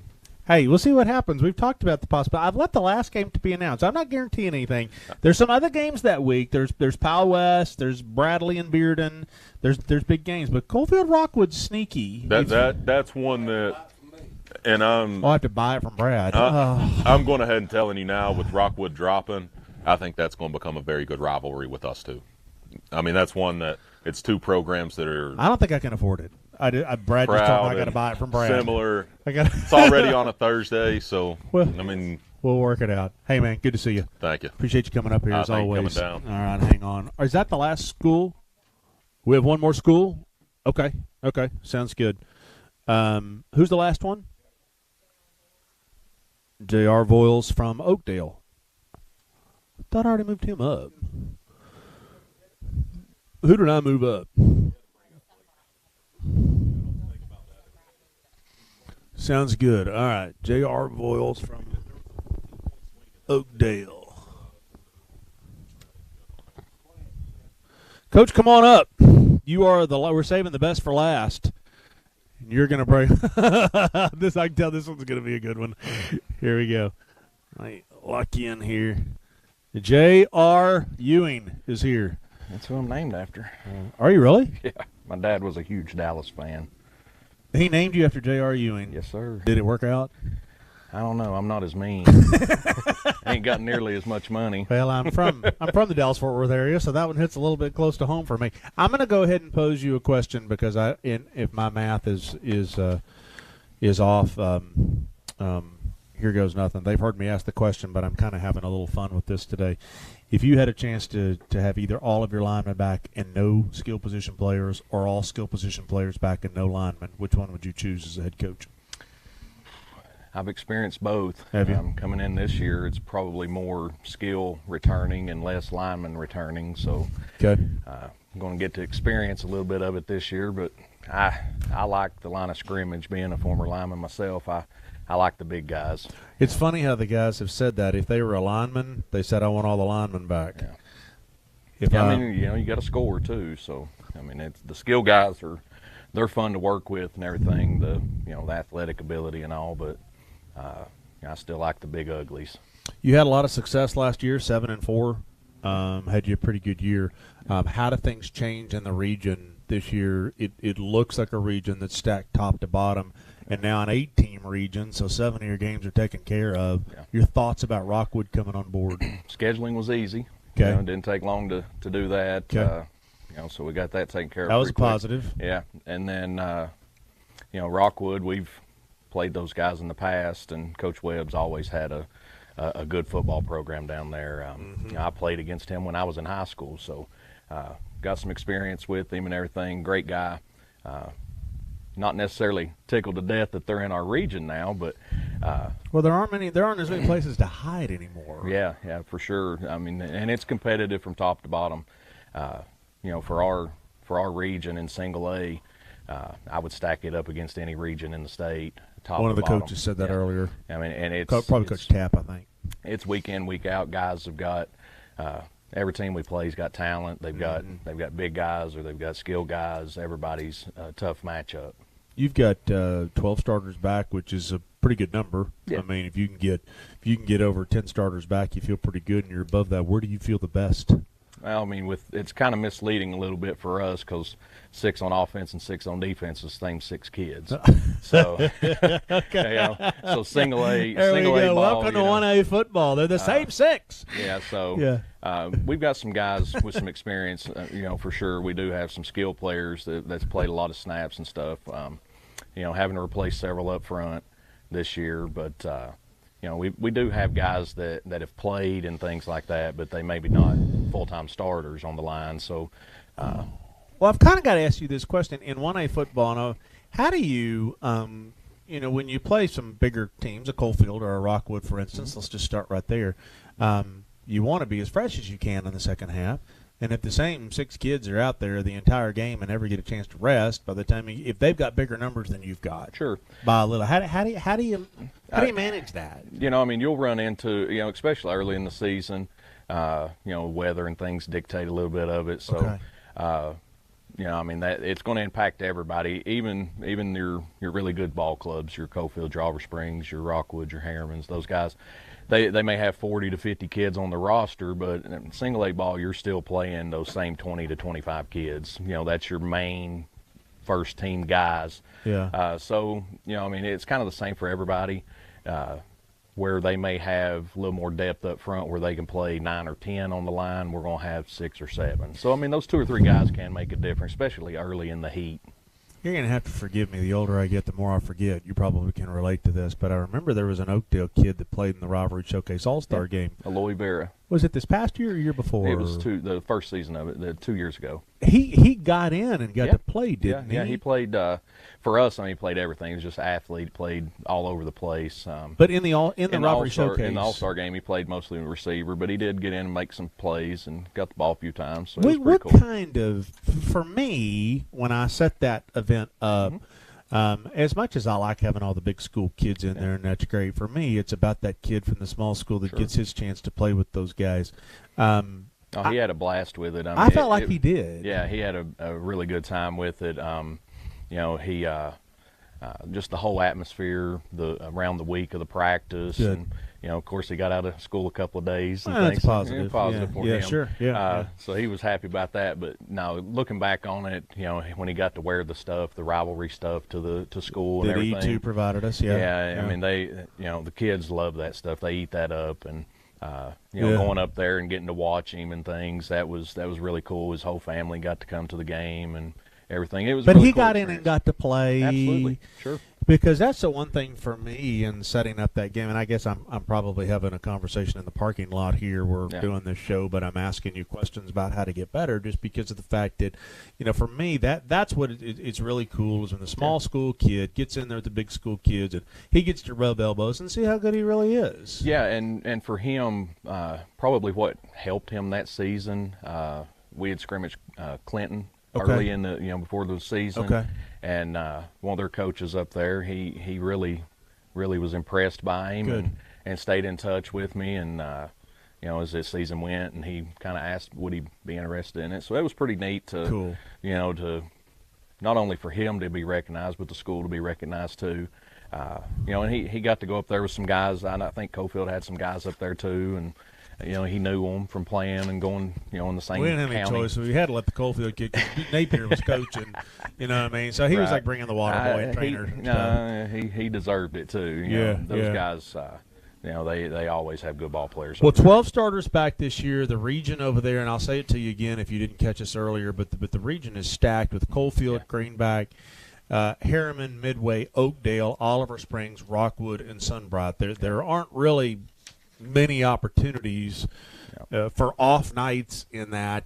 Here's a week we're going to rest. I mean, maybe one or two, but for the most part, it's almost like the SEC 1A Tennessee High School football. Yeah, I mean it is. It is a stacked region.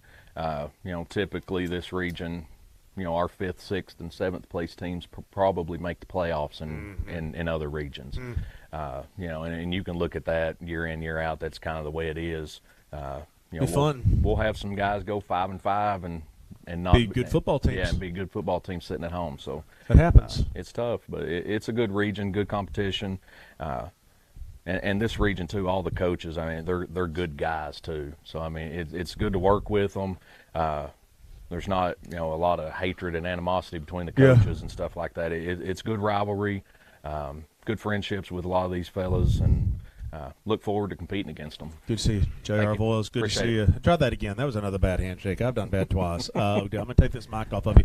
Brad, do we go to straight up 12 o'clock? Okay. Adam, get up here. J.R., thanks for coming out. Yep. No, you're good. You're good. Be careful, by the way. The other JR got shot. It was kind of a big story, so be careful over there in Oakdale. Okay? I think I've heard that. Huh? Do you know who shot him? Who did shoot him? Kristen. It was Chris. Who's that? Okay, we'll see. I was into other shows at that time. Adam Lloyd is the owner. He and his wife. She's much better looking than he is. E2 Sports. First off, has this been 3 years you've owned E2? We started in 2020, March of 2020. Right when COVID hit. COVID. You bought it right before COVID or right after? Right before COVID. We had just closed and made the deal, and COVID. So I feel like you're in Harriman, but it doesn't really matter when it comes to apparel. I mean, I do all my apparel for Rivalry Thursday and playoffs and Rivalry Showcase and everything with you guys because I get the best service. You do all the embroidery on site. You do the screen print on site. There's no pawning it off and sending it out anywhere and saying it takes 6 weeks to get it back. For you had a lot of advantages walking in the door. Yeah, I mean, COVID really sort of helped us just kind of get a game plan and a business strategy and understand the business. And we've just been so blessed with growth and partnerships like Rivalry Thursday. And you've got Five Star Preps as a partner. 5 Star Preps is a great partner. D1. D1's a good partner. So just a lot of really good folks that we've surrounded ourselves with. And our community's been very supportive. The local businesses.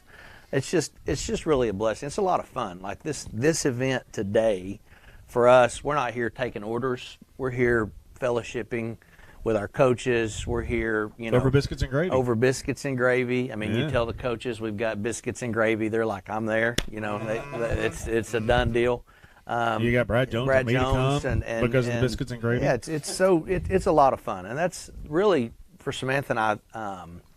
Just being a part of our community, building those partnerships, being able to give back to our local communities and schools is where we really thrive. You've got a lot of other businesses that you do, but from my knowledge of you have more fun with this than just about anything else you do. It's a lot of fun. We really enjoy it. I mean, for us, you take all the schools that have came through here that we work with.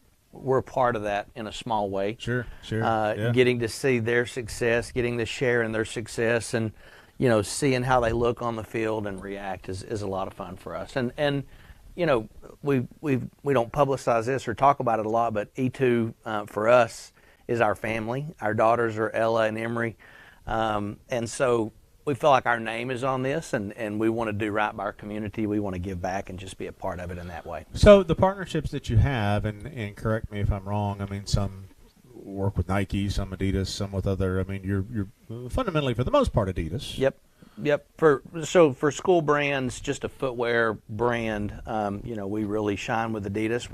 They're a great partner for us. They make a great uniform. They make great apparel. Yeah. But as far as any other product from sublimation to anything, whether it's Champro or Badger Allison, we've got access to thousands of different products. We're part of a very large buying group, which gives us access to be able to get really good high quality products at a good price point, bring them in locally. Our employees are like family to us, right? Our print shop workers that do the production, the embroidery. Well, matter of fact, some of them are family. We've got a lot that literally are family, but the ones that are not truly family become a part of our family. So it's a lot of fun.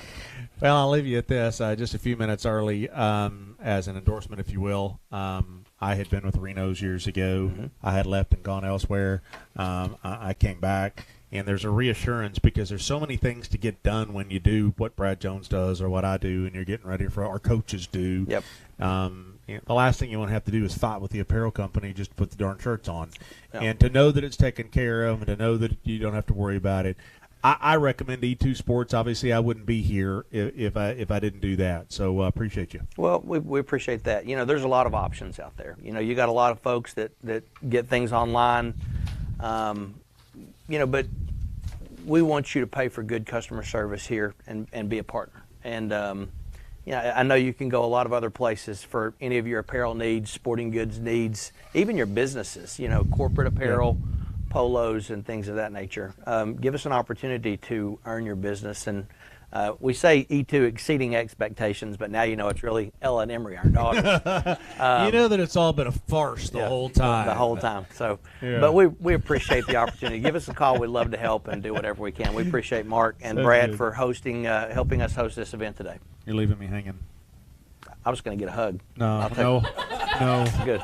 No hugs Come on. TV. Hey, thanks for this is our third annual E2 Sports little media day is kind of the best way we say it. Good That's luck right. to all the teams. We start next Thursday night on Rivalry Thursday on the Knox, WKNX, with Campbell County at Halls. Then on Saturday, by the way, Brad, what game do you have next Friday night? AC Powell. Anderson County and Powell. Okay, worked that out. That's the Friday game. And then the Saturday game on ABC is Bearden at West, which is a noon kickoff on WAT ABC. For everyone who's been a part of this, and I'm Mark Packer. We'll see you next time, and good luck this season. Yeah.